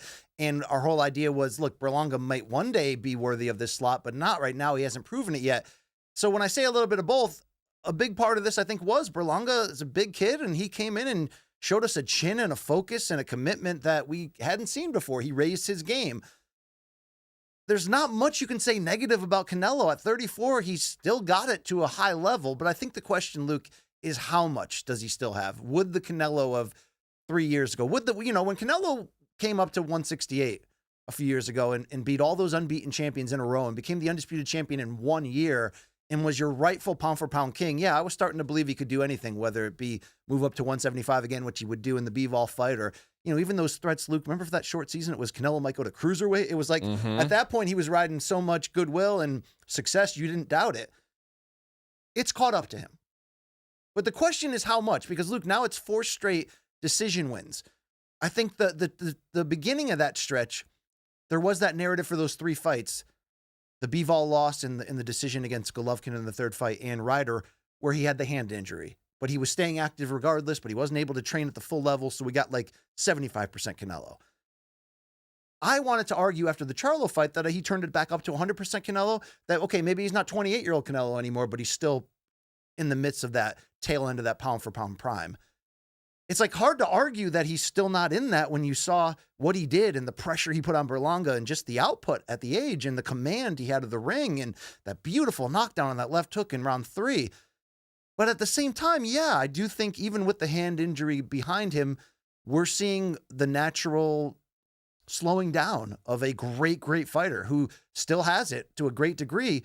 But I don't think we're wrong as a public to urge, especially after this fight, to urge and push for him to do more for us from a matchmaking standpoint. And I also think we have to be realistic moving forward. I don't know how long he can keep up this, but I do see a fighter who, if this was 2018 Canelo, he probably gets that Berlanga out of there in round 6 or 7, regardless of how tough he is, right? We're seeing a little bit of that slowdown. You have to say it now. From Charlo through Munguia, which I know we differ on the value of that performance and all of that, but that was still a prime Canelo in May to a large degree. Do you echo what I'm saying? That we can praise him for an absolutely dominant performance over Berlanga, but also find some of those holes in I love his commitment and his ambition to stay great, but we can't have this conversation without talking about the matchmaking, right? Okay. So here's where I'm at on this. By the way, how did you score it? I gave Berlanga the first round was a completely uneventful round, and then the last round, so it's 10 rounds to 2. And I was generous. Round, really? I was generous to Berlanga. First round I could understand. Last round I probably would not agree, but okay, it doesn't matter. Like Canelo, and he got the knockdown in round 3. I feel very conflicted about this because we really like Canelo on this show. It's been a joy to cover his career, but I feel like I'm taking crazy pills whenever he fights more recently. He noticeably takes fights that he is not supposed to, or at least are certainly out of what is expected of someone who holds this many titles. He had all 4, now he's got 3. The odds are always dramatically stacked in his favor. It was a minus 1,800 favorite over Berlanga. I didn't think Berlanga was going to make it past round 6. He did get dropped in round 3, and then he lasts, and then the narrative afterwards is, well, Berlanga's better than we thought. No, he's not. No, he's not. I will say he is huge. The guy looked enormous relative to Canelo.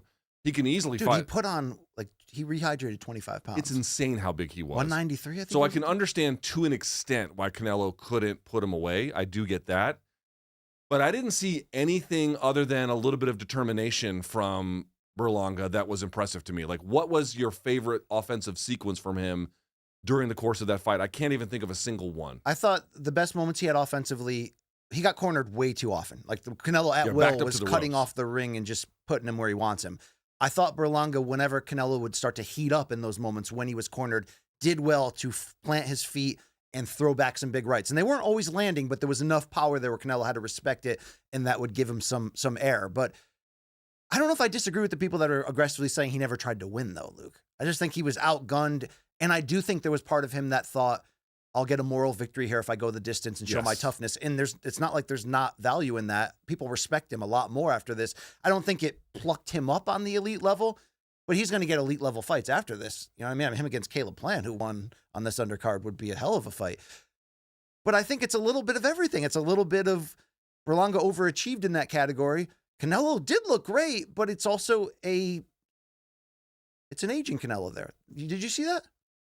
I think Canelo looks good in the first 5-6 rounds, and then he doesn't look terrible in rounds 7 through 12, but he looks rather pedestrian. And this is what's driving me nuts. After our little disagreement, I do think Munguia is better than Berlanga. You would agree with that, right? Mm-hmm. For sure, Munguia is better than Berlanga.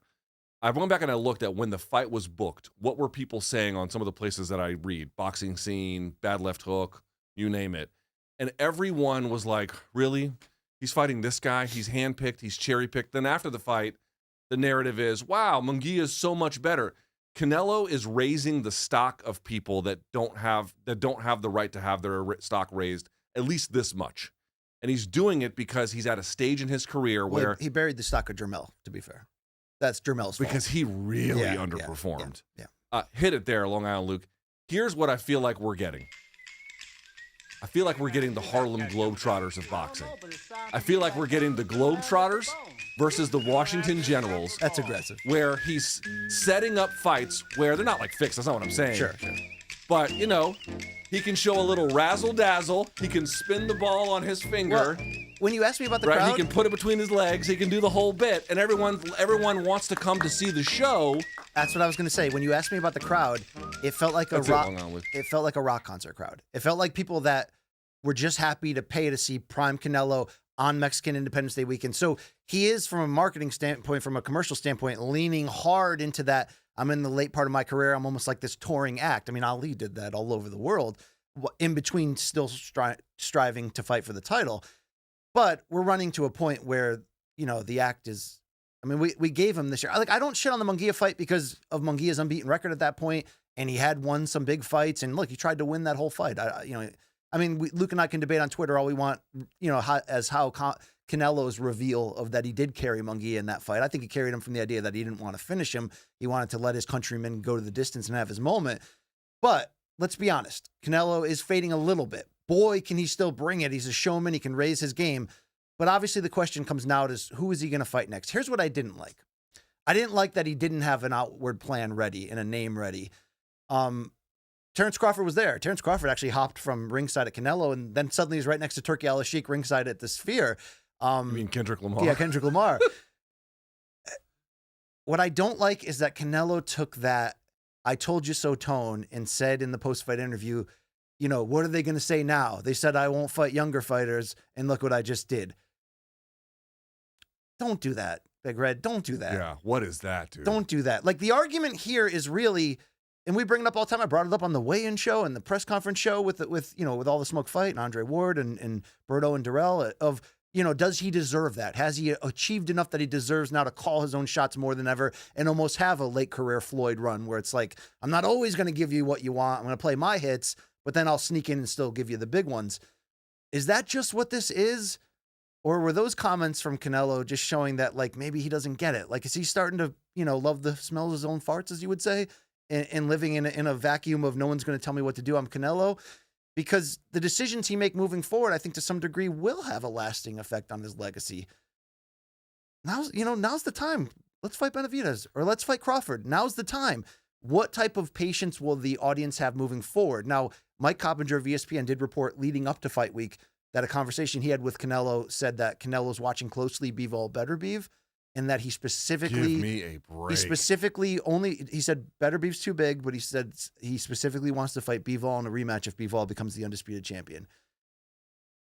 That's not the fight we want, but that is ambitious enough. No, that I is totally disagree. But is there? Here's I guess what I'm asking overall: is there a chance that does lead us to the Benavidez fight?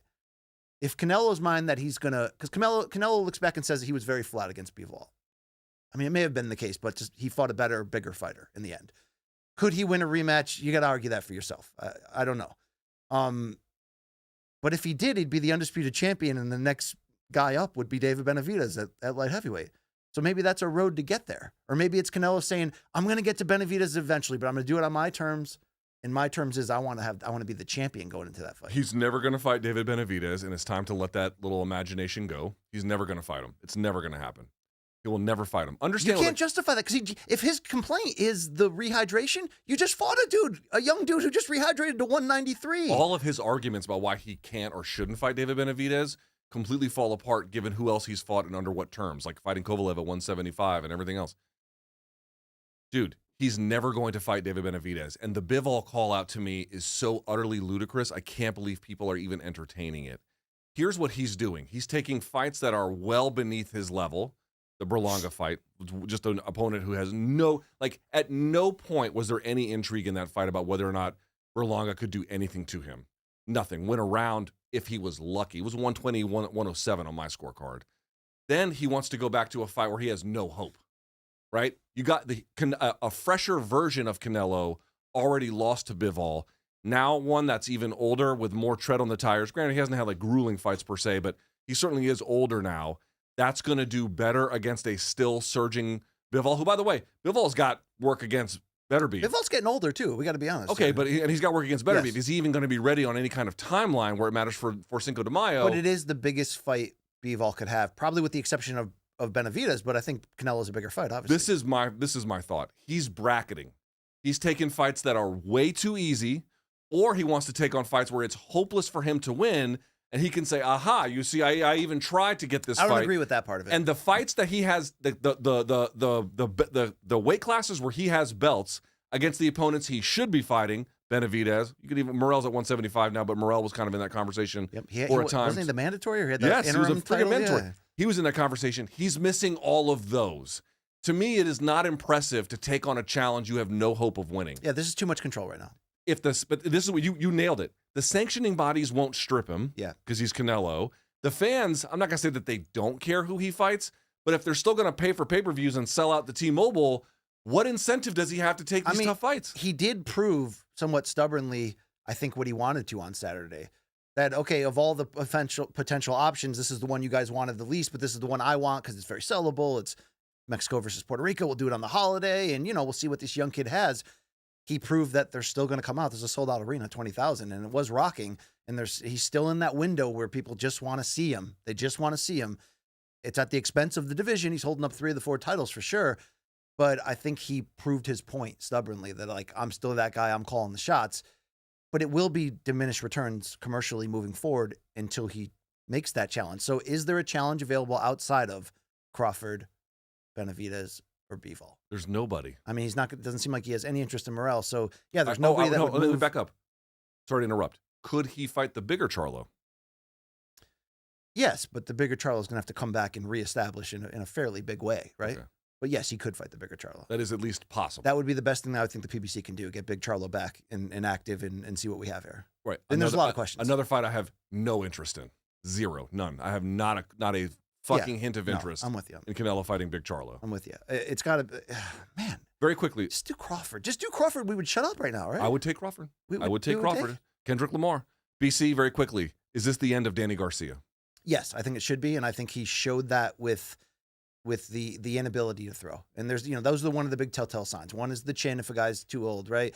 But this was, it wasn't just the 2 years off, as he said afterwards. This was one fight in 4 years that he had coming in. So the rust was there, and I think there was just he didn't trust himself enough to hit the trigger consistently and push offensively, because Lara kind of stood right in front of him and had that quick counter left. I mean, Lara at middleweight, he's not fighting top-end competition, but he's interesting, right? Because he's still crafty and he can sit down on his power. I mean, he took Zaraf out of the woodshed in that last fight.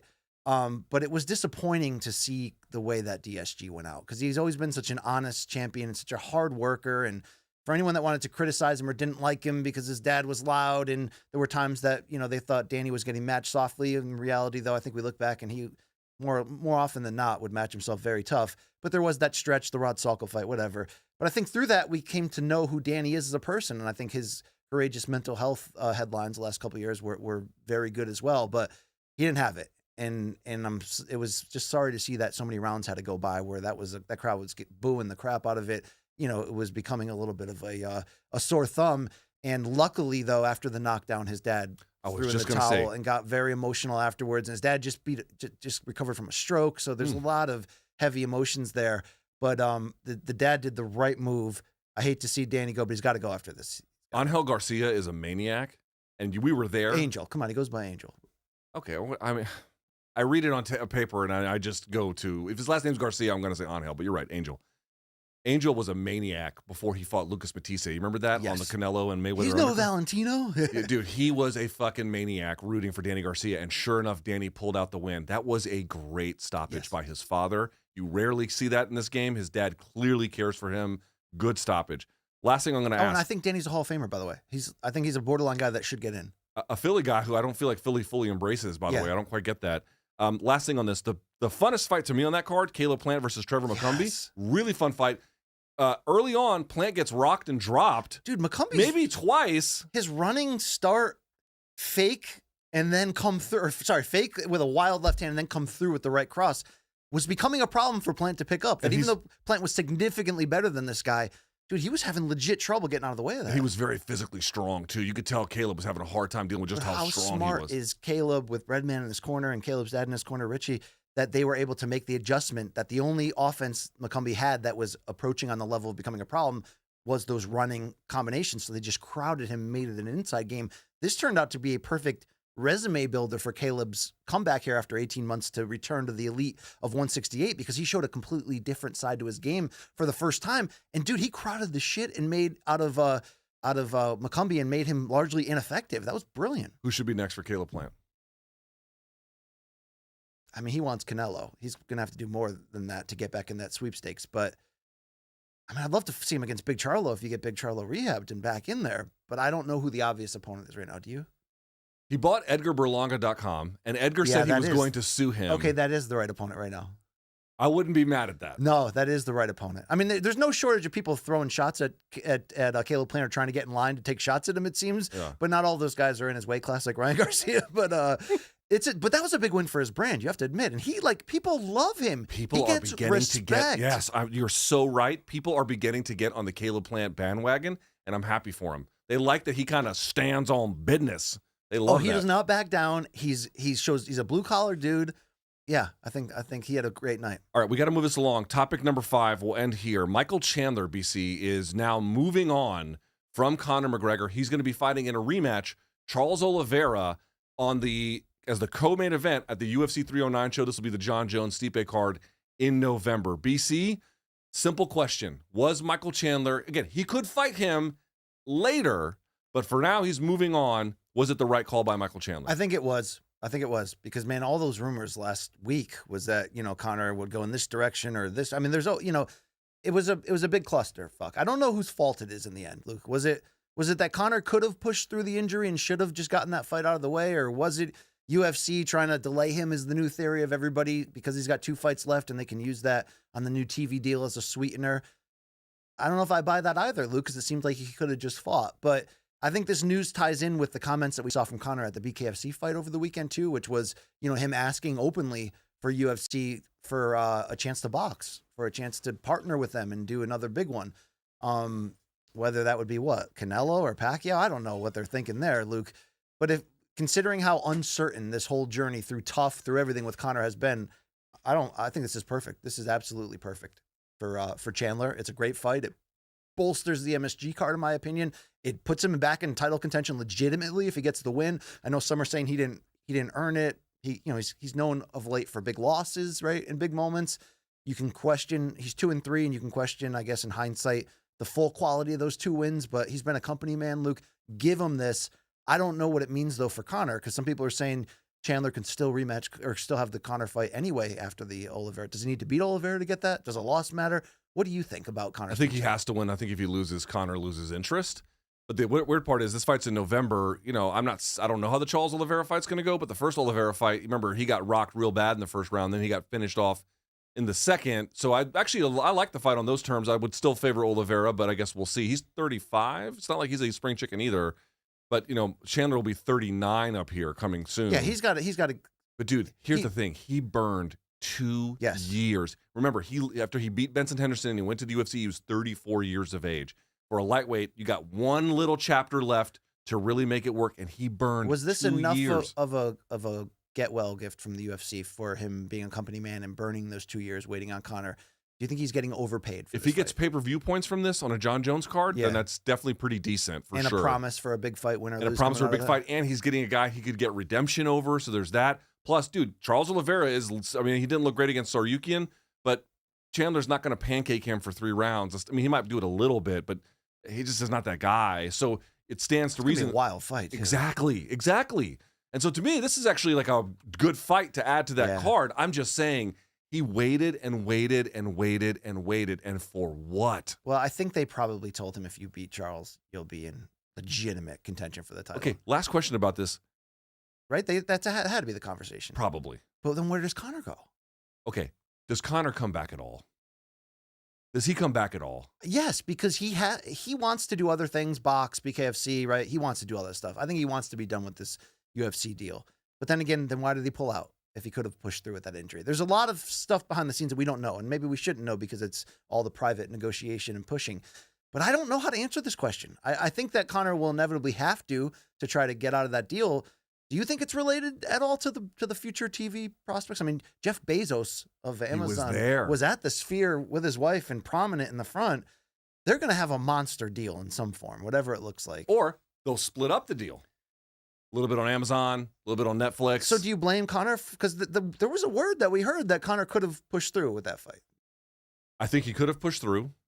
He did not want to. I mean, he's drinking everywhere. Every night he's in a new state, serving at a bar. He was on Long Island Luke's podcast. They were doing bong hits together, right? How was Conor? He was great, right? Yeah, man, we got lit. It was sick. I'm just pointing out,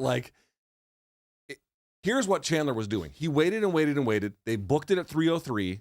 Conor fell out. They're like, okay, we'll do it in December. And then that didn't happen. And he was like, okay, fuck this. I'm not going to go into 2025 having not fought at all in 2024. And I think even 2023 to an extent. Yes. So punting 2 years away. But dude, just remember this. Remember when they signed to do The Ultimate Fighter? They didn't have a deal for the fight then. They had a deal to coach opposite one another. There was still no deal to fight. All of this to me has seemed very tenuous and thrown together. And the result ended up being that Michael Chandler punted away 2 years of the very, very, very end of his, not so much prime, but peak earning years. Okay, I've seen a lot of people say they want Volkanovski versus Conor. If you're gonna move on from Chandler. Then I've seen some people saying maybe Bilal gets him, but God, that would be, you'd have the ball, the promotion would have to have a set on them to put him in a welterweight. Bilal versus Conor? Yeah, they might do that though. You know what I did see? I did see Volkanovski versus Lopez thrown about. 145. I don't hate it. I don't hate it. I don't hate it.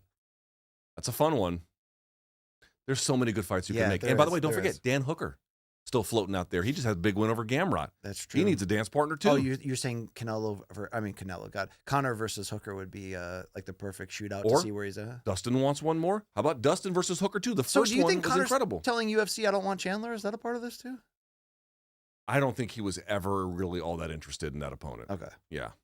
And it seems like part of him is trying so hard to show that he has leverage, which I don't think he has anymore. So what do you make of him openly pushing for them to partner with him in boxing? So I don't know if we got this on Have You Seen This Shit, but you saw the BKFC post? Yeah.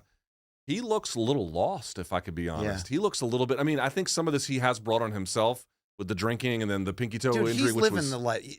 From what we see and what we hear, he's living the life. This is what I don't get, BC. He's in it, It's like, dude, you are clearly already in a stage of your life where you're just enjoying it.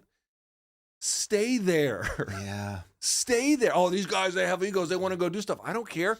It's not where your heart is, and it's certainly not where your mind is. Stay there. Go enjoy your fucking life.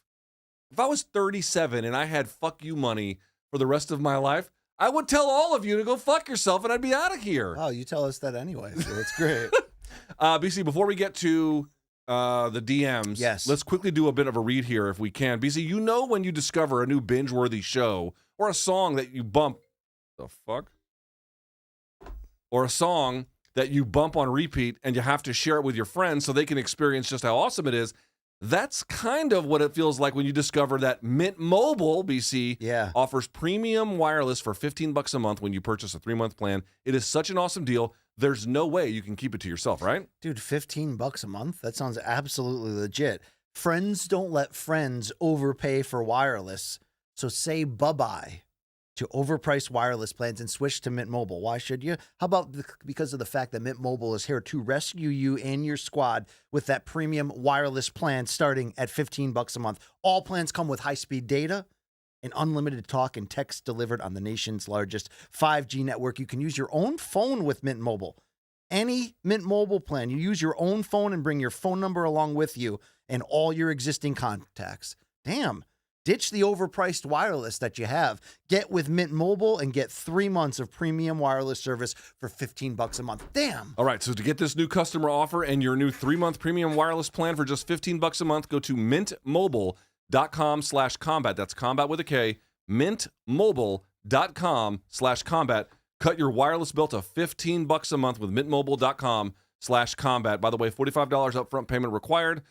New customers on first 3-month plan only. Speed slower than 40 gigs on unlimited plan. Additional taxes, fees, and restrictions apply. See Mint Mobile for details. BC? Be the best 3 months of your life. You know? That's right. With that in mind, let's get to the DMs, shall we? Yeah. For the record, I'm against that. I'm against that. All right. With that in mind, let's see what the first question is, BC. Fire it up. BC, a man and his cat says... that's my type of man. If the UFC was to do another Sphere show, who would you want to fight? Good question. Because Dana did say about the idea of Noche maybe moving to other areas like Texas or Arizona or maybe Mexico, which is interesting. You could do a Noche show in Mexico City at that elevation, bring Kane out of retirement for redemption. If they did another Vegas Sphere thing, I want to see them go big and fill in the gaps of where people thought the matchmaking was underwhelming. It was a good-ass card on paper, okay? I get the want for more, but maybe sometimes people just want to play the hits with the old stars. I mean, Conor at the Sphere makes a lot of sense. Conor against anyone at the Sphere? Here's something to think about. Like, obviously, something like this, if the Sphere existed in the country there, you would do it there, but the Sphere is in Vegas, so you have to make it work. People were like, why'd you have to have a Noche theme? Well, you could see you have to have some kind of unifying artistic direction. And I saw someone say you could do a love letter to Japan. You could do that. But why not a love letter to Brazil? Brazil is arguably, outside of the United States, the most important country in the history of MMA, certainly in the Ultimate Fighting Championship. You have no shortage of fighters you could put on there. Yeah. It would depend on exactly how you would structure the main event, because you would have to have, in my view, a Brazilian in the main event. You're right. Conor doesn't make sense. You're not going to tell the history of Ireland. You do have to have a unifying story, or it would never justify spending the money to be there. Yeah, or, I mean, you could do other ways. You could do an all-heavyweight card. You could do, something. There's all ways to structure it. But I'm just thinking, like, you have so much Brazilian talent. Brazil is so important. Brazilians would travel to that kind of a show. Okay, then who's your Brazilian main eventer in that case? Padeta? Well, let's see. I'll say this. If Oliveira beats Chandler and you did Oliveira McGregor. Oh, Could you imagine that? That would be a killer. And how many Brazilian legends could you fly out? You could fly out the Nogueiras. You could fly out the Shoguns. You could fly out. I mean, there's just an endless array of Brazilian Would talent. you fly out the Baron? The Baron? The former pound-for-pound king? You could do. Baron? You see my point, though. Like, there's just a lot you could do. There's a lot. Yeah, I'm into that. All right, next. Telvin Q. Papa. Do you Hawaii guys? zone. Hawaii, Give that guy some love. By the way, how about doing a love letter to Hawaii? Now, I wouldn't want to put BJ Penn on that card. I'm just pointing out, can you imagine Max coming out to Hawaiian kickboxer at the Sphere? It'd be insane. Yeah. Do you guys think next year's UFC Noche event, or Noche UFC, by the way, will be in Mexico or Vegas? It should probably be in Mexico, right? Okay, so what type of... But, okay, so that would mean divorced of the whole Sphere idea. You're just celebrating Noche. Yeah, we don't have to do that in the Sphere again. That was a Yeah. one-time thing. I don't need to do that again. Then, yeah, you got to go to Mexico City, right? You go to Guadalajara. You can go to a lot of places. But what would be the main event that would make the most sense using a Mexican in it? 2 Irishmen. Off season. 2 Saudi Arabian fighters. How about that? Let me think this through. Okay, you want to take something. I mean, it's hard to know like in a year. Yeah, it's hard to know who's going to be the one. I mean, I think that's why it did hurt. It doesn't hurt the UFC because, Merab's an interesting story and Valentina's a legend. But I think they wanted Grasso to come out of here to continue to be in this spot. And it doesn't mean she's gone, right? You put her back in another high-end contender fight and she can, fight her way right back into the title contention. But maybe that's what it is, Luke. Maybe it's her fighting whoever is champion at that point. Right. I mean, it wouldn't be Valentina 4th time. We didn't talk about it, but I have zero interest in her. So did Valentina, by the way. Yeah. She's right. Yeah. She's right. She blanked her. If you win 50-45 on all 3 judges' scorecards, then you don't. It's over. It's kind of like when Marquez knocked out Pacquiao and he's like, rivalry's done. You Yeah. know what I mean? It's like, Yeah. you can't argue with that. Exactly. Next. Jimmy_Reed. How far away is Raul from ranked opponents? Rosas or Marquez? Oh, Raul Rosas Jr. Oh, I feel you'll both have different answers. The answer is extremely far. Okay, but would you say that he's showing you maturity, that he's trying to up his striking So- game and his technique was better? And So here's what I would say. I thought that in terms, it was great for him to get 3 rounds of experience, number 1. That was great. That was good. 2, he showed a lot of good patience. He's showing much better patience overall. I like that. The wrestling I thought was not that great from him. It was okay. Yeah. It was okay. The thing I noticed was, and this is just a function of him being, was he 19 still?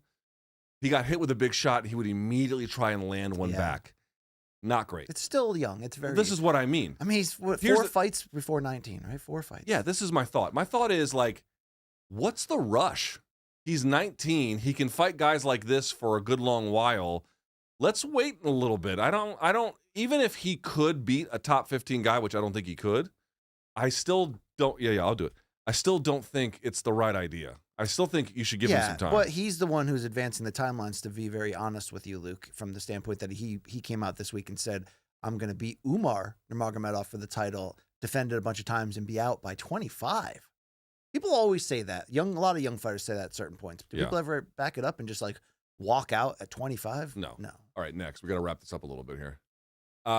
Zriggs, best advice for a couple about to move in together.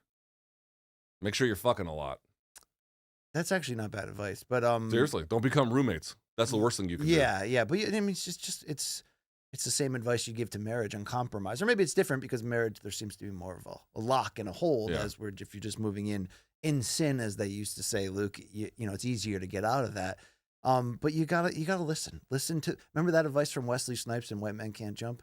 Listen to the woman. Do the dishes. Take the trash out. I always say this to folks. There are studies that have been done that when women feel like they have to become the caretaker of their husband, they lose sexual interest in them, and that's when all the problems begin. They become to just see them as like a liability rather than a third partner. child. They don't want that. Next. NSTEM. What is one thing you'll never do again? Probably call boxing fights.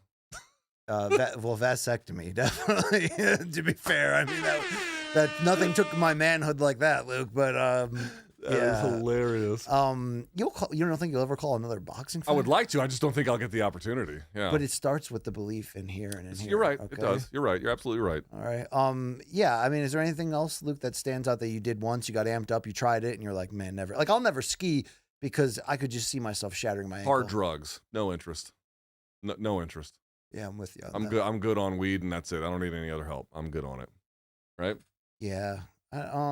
I don't know. I don't know what else. I thought you were going to say like anal or like, three-way with coworkers, never again. It didn't go great. But Boy, the Christmas party got ruined from that. Yeah. Sorry. Well, I feel like I always owe the DM from Donker like a fair effort in the question. Do you feel like that on your podcast when you're I try. Yeah. I mean, sometimes the questions are weird. It's hard to They know. ever piss you off and you're like, I don't care if you paid for this question. Fuck you. Usually what happens is someone will put like something like weird, like, hey guys, Donald Trump 2024 MAGA, and they'll pay like $5 for it. And I'll be like, I'll leave it up on the screen for a little bit. And I'll say, okay, you paid for this. Here you go. And then I just move on. Okay. What am I supposed to say to that, All right, BC, with that in mind, dating on your phone, banking on your phone, news on your phone, ordering lottery tickets, well, that's on your phone too. Jackpot Lottery app lets you order your favorite state lottery games on your phone. That's right. Powerball, Mega Millions, daily games like Pick 3 and Pick 4 right at your fingertips, BC. Luke, I think you meant to say Jack Pocket, right? Jack Pocket users have already won over $500 million in prizes. That's a great name. Download the Jack Pocket, America's #1 lottery app. New customers, use our code KOMBAT with a K for a free ticket on us. Yeah, courtesy of Luke and Brian. It's great. That's code KOMBAT with a K for your first Mega Millions or Powerball ticket free. Gambling problem? Call 1-800-GAMBLER. In New York, call 877-8-HOPE-NY or text HOPE-NY. 18 or older, 19 plus in Nebraska, 21 plus in Arizona. Void where prohibited. Promo code required for $2 non-withdrawable credit based on iOS download data collected by Sensor Tower based on the total dollar amount of lottery prizes won by Jack Pocket customers as of June 25th, 2024. For more terms, go to jackpocket.com/TOS/free-ticket promo. Dude, I would love to wear Jack Pocket merch if they're out there listening. Oh, is that right? That's a great name, right? You've already been jacking in your pocket. I mean, that's just something you've been doing. Speaking of weird shit, Luke. Let's do it. I scoured the globe yesterday from the Charlotte airport for the highs and lows, the ugly. 4-hour layover?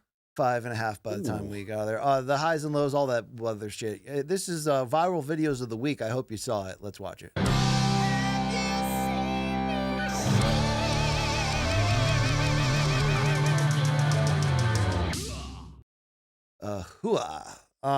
Luke, let's go with Merab Dvalishvili taking over the damn sphere for himself at UFC 306 on Saturday. First was his entrance off the bus. Luke, we should have saw this coming. I mean, look at this mother effer. You don't get off the bus and lose a fight looking like that. I mean, the commitment to being himself, which is dialed up to, 11 in every category, is wonderful. It is. He is one of one, is he not? He's one of one. Well, in the cage, man, he was taunting Sugar Sean throughout. Look at this, making fun of the basketball moves.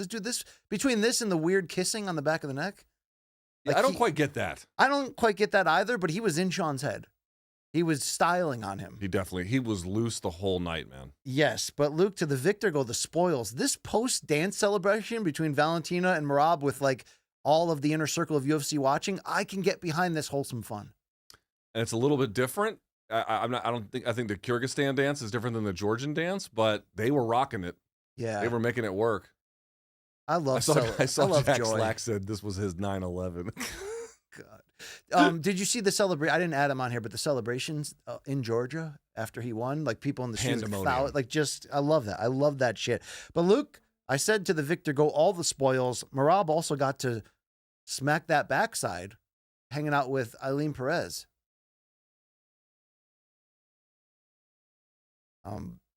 This looks like an OnlyFans collab, Luke.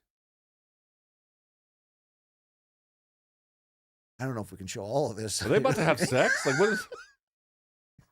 I don't know if this was before or after the win, but yeah, there you go. Okay, well, that was weird. Yeah, it was. There's also footage of him at the post party. You see, they had like a sign, every sign with a different letter of his first name. Yeah. And like, I mean, dude, this guy knows how to win and celebrate. It's a very Vegas thing to do that. That is. Elsewhere at the Sphere, Luke, this was the moment of the night from Raul Rosas. 19 years old. Look at him, John. I can't believe he turned something so weird into like this endearing, cringe, weird moment. It's my favorite thing about him. And now he's got the full arena doing it. It's kind of brilliant. I hope he's selling Chiwiwi's merch. He is. Okay, good, Yeah, he is. good. He should do like a purple headband with it written across there in crazy letters. I agree. I'd wear that on this show, okay? Elsewhere in the Sphere, we talked about Ketlin Susan. Where are they, like 1-5 or 2-6? Something like that. Over. All the Mexican-borns lost. No, Rodriguez won. Ah, fuck. Good call. All right, my bad. Oh, you shouldn't have taken that. But there's a bong hit question on of the like, air, remember then. the scoring on that one was weird because they both should have gotten 10-8 rounds and only one of them did. So the whole thing was weird. Did you see the war between flyweights Joshua Van and Edgar? Dude. Should be open to strikes. To an extent, but it would also be. I don't agree. All right. Lightweights Esteban Ribovic and Joe Rogan, despite all the Mexican history going on, was still looking out for people like me. Tell us what that's like for you. Estoy muy contenta de estar aquí. Seguimos haciendo historia para México, la primera trilogía femenil, y me siento muy honrada de verlos aquí a todos ustedes. Gracias por venir. Será una noche increíble. One time for the gringos. Thank you so much. I feel blessed. You know what's kind of funny? Everyone's a little bit different, but Mexican Spanish is actually the easiest for me to understand. I can understand Mexican Spanish better than I can understand Colombian Spanish. Who's got the craziest Spanish where it's just impossible? The Islanders, Puerto Ricans, like Dominicans, Yes. Cubans. Fast? It's fast and they drop letters, and it's like instead of saying "me gusta la música," they'll say "me gusta la música," and you're like, All right. "What the fuck are you saying?" You know? Let's keep it going. Maybe we should have seen O'Malley's demise coming, Luke. Did you see this cringe moment? Una noche más. One night more. Viva Mexico! He played that GP to the Viva Mexico a few times. It just didn't seem to work. Let's go. Good luck to you, sir. The I champion, don't buy ladies that and he came in with like the wrong attitude. I just think he fought a better guy. Yeah. No? I'm with you on All that. right. I'm with you on that. But maybe we should have seen Brian Ortega's downfall coming from this soundbite. So you just have to embrace that you're going to suck. You have to have fun while you're sucking. And then that's it. Luke, I've given that advice so many times. You know? Pause. Pause. All right, there was also Listen, you got to have fun when you're sucking. You know? Indeed. There's a lot going on in the Sphere crowd as well. Luke, this actually happened. I'm blessed. I'm blessed. Hey, I don't care. I'm still going to try to hit him with the left hook. It's probably not going to work, but I'm going to try that shit. Dana would joke about it afterwards. Telling Hunter Campbell, are we going to babysit him, make sure that they don't hang out? How after? does no one care that like he said he hated all N-words? Yeah, that he cleaned that part up quick, didn't he? Well, there are some people who are still mad at him for it. In boxing, I've seen a little bit more Like of it. Hulk Hogan still gets labeled the scarlet letter of saying. Yeah, the but he N-word. didn't like. He apologized for it, right? Who Hulk? Yeah. Yeah, but he was Ryan hasn't apologized for anything. He generically did for the most part. Not really. Yeah. Elsewhere in the Sphere crowd, watch what this turkey shadow box evolves into. First of all, like worst punches. that you've is the ever worst seen. shadow box, and I do really bad comedic shadow boxing, and that is the worst. But then there's the funny Kendrick Lamar, Yeah, moment, hey Kendrick, I'm a big fan. which was really the only setback of the night in terms of a production wise for the UFC. It was In terms of like a real error. yeah, it was a great night. But yeah, Turkey makes you feel like you could actually take him, and I can't take anybody, Luke. But come on, Turkey, stick to that jab, put it out there. Also, Luke, let's head over down the strip like Bud Crawford did, going back and forth there to T-Mobile Arena where I was for Canelo. And Bud Crawford was also starting stuff in the arena there. This is what he did to Teofimo. Smacked him in the head. Yeah, and told him off. Teo had been petitioning all week to try to get Gervonta into a fight, which didn't seem to make sense weight-wise. Seems to have gone nowhere. Yeah, somebody posted a video interviewing him and teasing to the idea that he may be in some type of argument with Top Rank about. Oh, litigation. I saw that. Yeah, I don't know the truth of that, but that's what seems to be out there.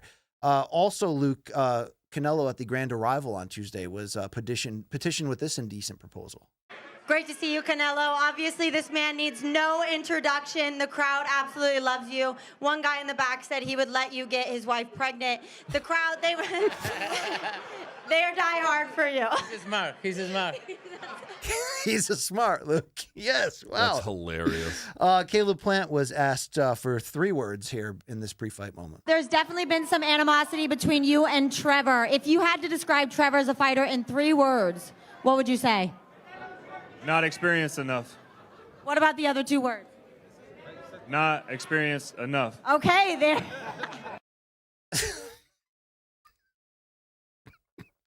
In round 3, though, Canelo did give us. How do we have no jobs in boxing? I don't understand that. Well, I was employed this past week. That's Luke. true. That's I true. did. I should have been there as well. I wish I could have been. Canelo in round 3 did give us prime Canelo moment here. This left hook was a thing of beauty. Yeah, early on, Canelo looks like Canelo. Right about now. Come on, Canelo. Oh, Boom. my I mean, God, that that's was so quick. Fantastic. Fantastic. You got to say, though, Berlanga took a licking, and he was game. Yeah, you know what? He was a little more game than I thought, but he's still, you know. You know who took a licking? Our boy, Royman Villa. He had lost to Boots Ennis at welterweight. Was a big favorite here over Ricardo Salas, and he got sent to hell. Dude, he with was like this a two-punch. minus 700 favorite. Something insane. No one had really heard of this guy, Ricardo Salas, before. And you texted me. You're like, who is this guy? I'm like, I'm not really sure. But that replay, which we'll see in a second, was short and powerful. The punches.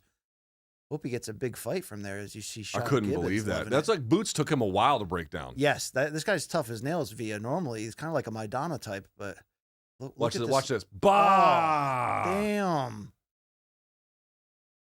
Hold that. Hold that. All right, we got to speed this up here. Let's hear from this blind mom. As a blind mom of 2, here's how I know my toddler is ripped off his diaper and peed somewhere in the house. Okay, so you know what's funny about this? My dog pissed at the bottom of my stairs, and I went to go clean it, and I slipped in his piss this weekend. Oh, so that actually happened to me. Yeah. Luke, Shannon Sharp's having a lot of fun with that. Just fucking on Instagram, huh? Yeah, let's go to the video too. Situation like this, you try to make light of it. Nobody was harmed in the making of this audio. No. Well, I don't know, except you know, she might have had to put a little ice pack down there, but she good otherwise. Nope. You know, you play a hard game, you ice. How much of that do you think was players staged? ice their knees, I they hope ice it their wasn't. ankles. I hope it wasn't. Dude, how much of that is staged to like make it look like he's a certain kind he of milked way? it. He has merch, multiple This pieces is what of merch. I mean. Like, I'm a little bit not convinced. He made great content out of it and did a lot of jokes, but and maybe that's the best thing. This is my this is my Tower 7 version. I'm not saying he did it. I'm not saying he did it. I'm saying I'm not convinced it was accidental. Wow, you're going to Tower 7 already. Okay, let's keep it going here. Luke, you hate when people just start playing music live in person, right? In shared public spaces, Yeah. they deserve the death penalty. All right, let's watch this guy.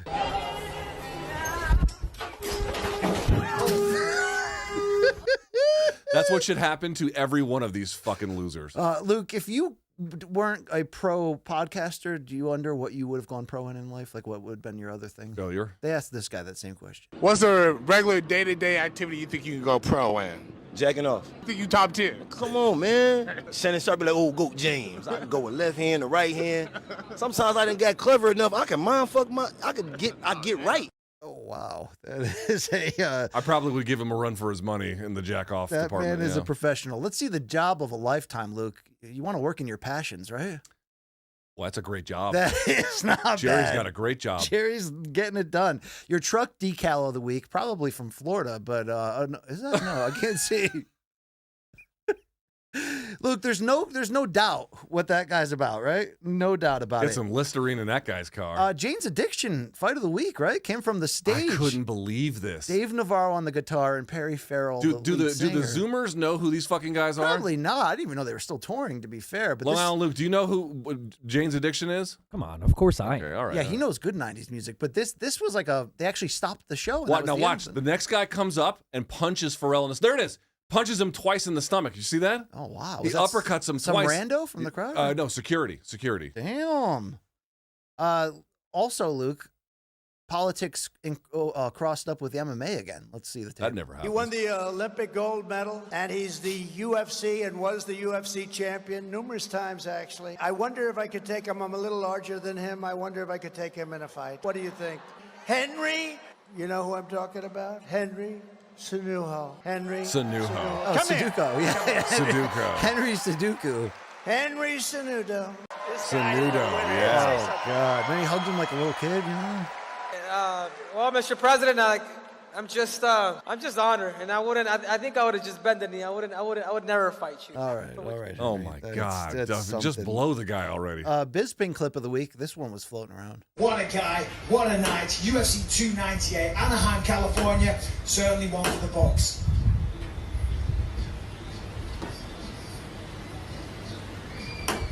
What a guy. That's fucking gay. Let's go to the sparring gym, Luke. Did you see Cyril Gahn with 7-footer Rudy Gobert? Boy, it doesn't look like Defensive Player of the Year to me. Looks like Stephen A. Smith from that pose, right?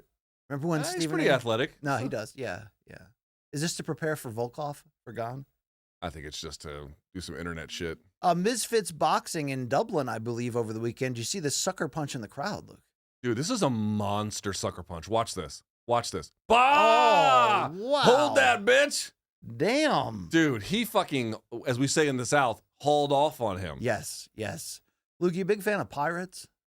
When it comes to internet content. Okay, let's watch this.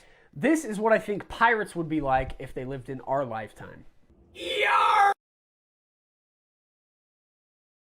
I don't know about that one. Let's go to the next one, Luke.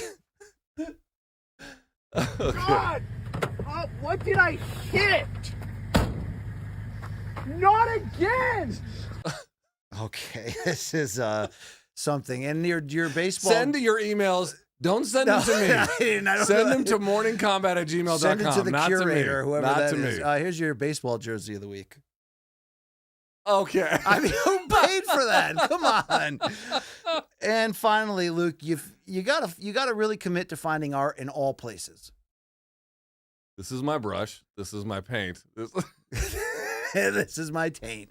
Good night. Hope you saw it all. That's all the shit I That is, got. hey, We not gotta bad. go. You know, I'll give that a solid B+. That's Okay, pretty I'll good. take it. I'll take it. You know, it's amazing that you do the 9/11 humor in New York City. I have to tell you, it's quite ballsy of you. I've but just tried, this is what the people are into, unfortunately, Luke. But, like Dale Jr. and Dale Sr. in turn 4, I should probably go away with that. BC, shit, you're doing it again. BC, you are going to take a bird tonight. Yes. How can folks watch the fight you are calling? This Friday night, September 20th, Dublin, UFC Fight Pass. Callum Walsh going to take another step forward, the 11-0, 154-pound prospect. He's dating Tabitha Ricci. That's right. He has an MMA Baby connection. shark. He's fighting Przemysław Ranowski, who's a 21-2 Polish fighter. This is a big step up for him. Check us out Friday night. Raul Marquez on the call, along with myself, Corey Erdman. It's a fun team. I'm excited, man. We're going to see what happens with this young fighter. Dana White's supposed to be there. I heard he's trying to get Conor McGregor to come. Is it on Fight Pass if you're in Ireland? Yes, it airs on Fight Pass. You Live. sure? Yes. Okay. Oh, I don't know for people in Ireland. Yeah. I don't know. Because we have Irish viewers. I don't know where it airs for them, to be very fair, but I'm going to find out. But for us in the U.S., Fight Pass. Yes. All right. Us on Fight Pass. Very good. Enjoy your trip. Hey, show the folks your luggage, and we'll get out of here. I don't have to. You don't have to, but I'd love you to. BC has the most BC-looking luggage I've ever seen. Look at this shit. Bring it over. I don't think the camera... Just show it to him. All right. Look at this. We got to get out of here. Look at this fucking luggage. Got bubbles and shit on it. Worst luggage you've ever seen. And that's BC's. Put the social graphic up very quickly. You can follow us there. You can also follow Brian Campbell. Is at youtube.com/ Yeah, the Brian Campbell Experience. Check out my interview with Callum Walsh today and got a great sit down with Eric Albarracin tomorrow. Don't miss it. Great stuff coming your way. There you have it. You can follow me, youtube.com/ Luke Thomas. We're out. No show this Friday, but hey, when we have news to announce, we'll announce it, right? We're going to have news soon. Thanks. All right, there it is. Brian Campbell, Luke Thomas. We're MK. Until next time, may all your gains be loyal.